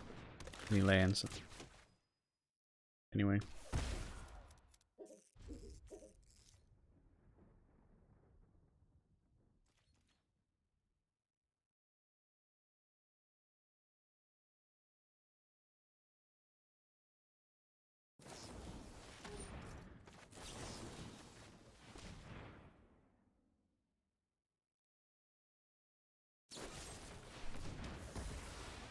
Jeez.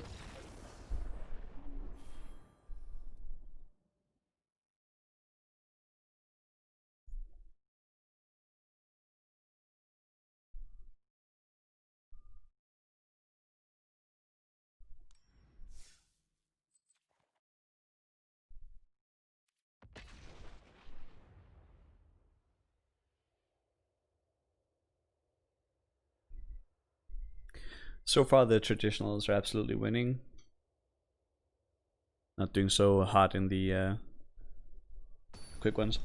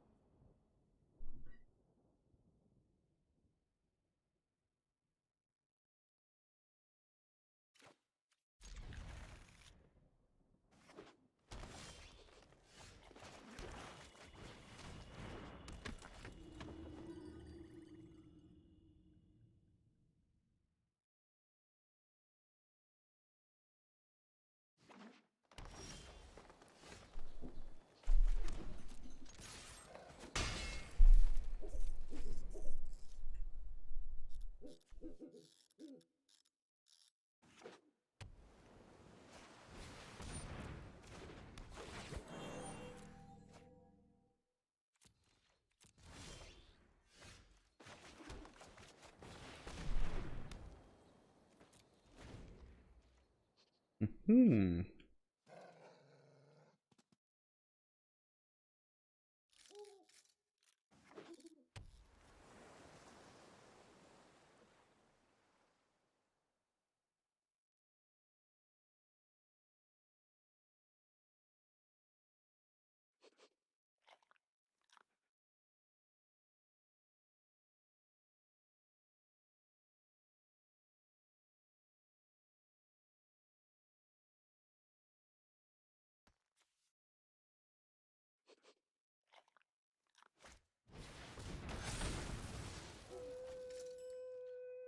Aggressive. I like it.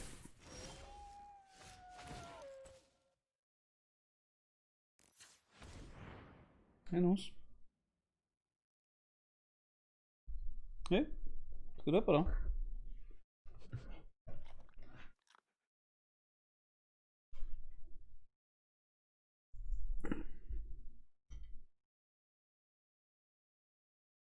It's got a little feline visitor. Oh, can't push that away. Yeah. Hey, goose.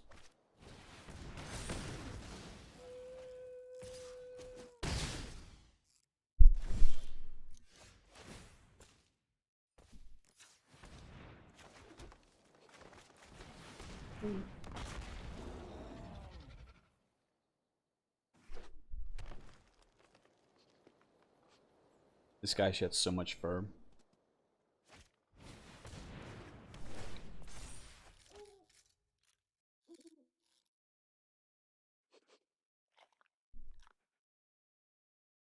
Yo.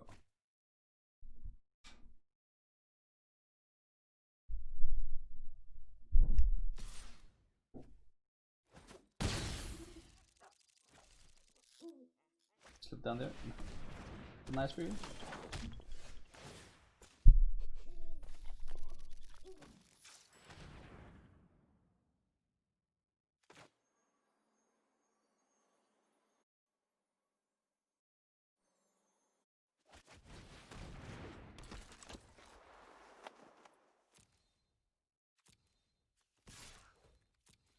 Oh, yep, sorry. Hey.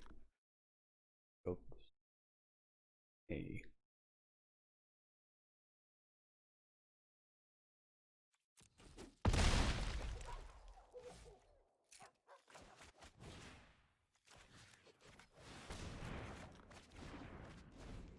Mm-hmm.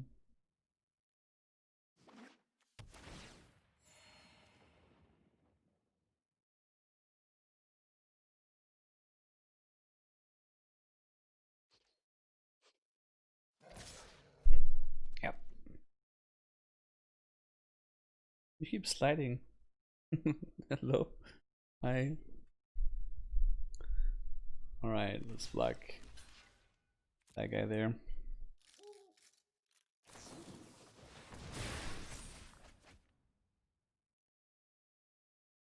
Just slippery noses.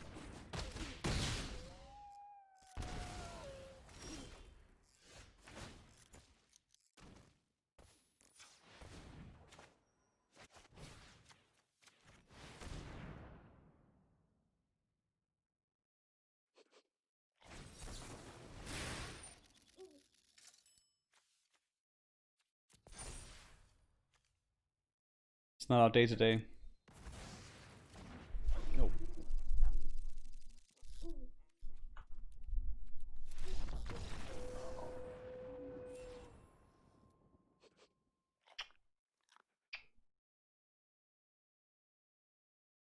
Oh well, guys, this is it for the Magic Limited stream for the day. Lost a little focus there towards the end. Sorry about that. But we're gonna try again tomorrow. See if we could do it with a renewed mind. And that's that. Thanks for tuning in, everybody, and have a good evening.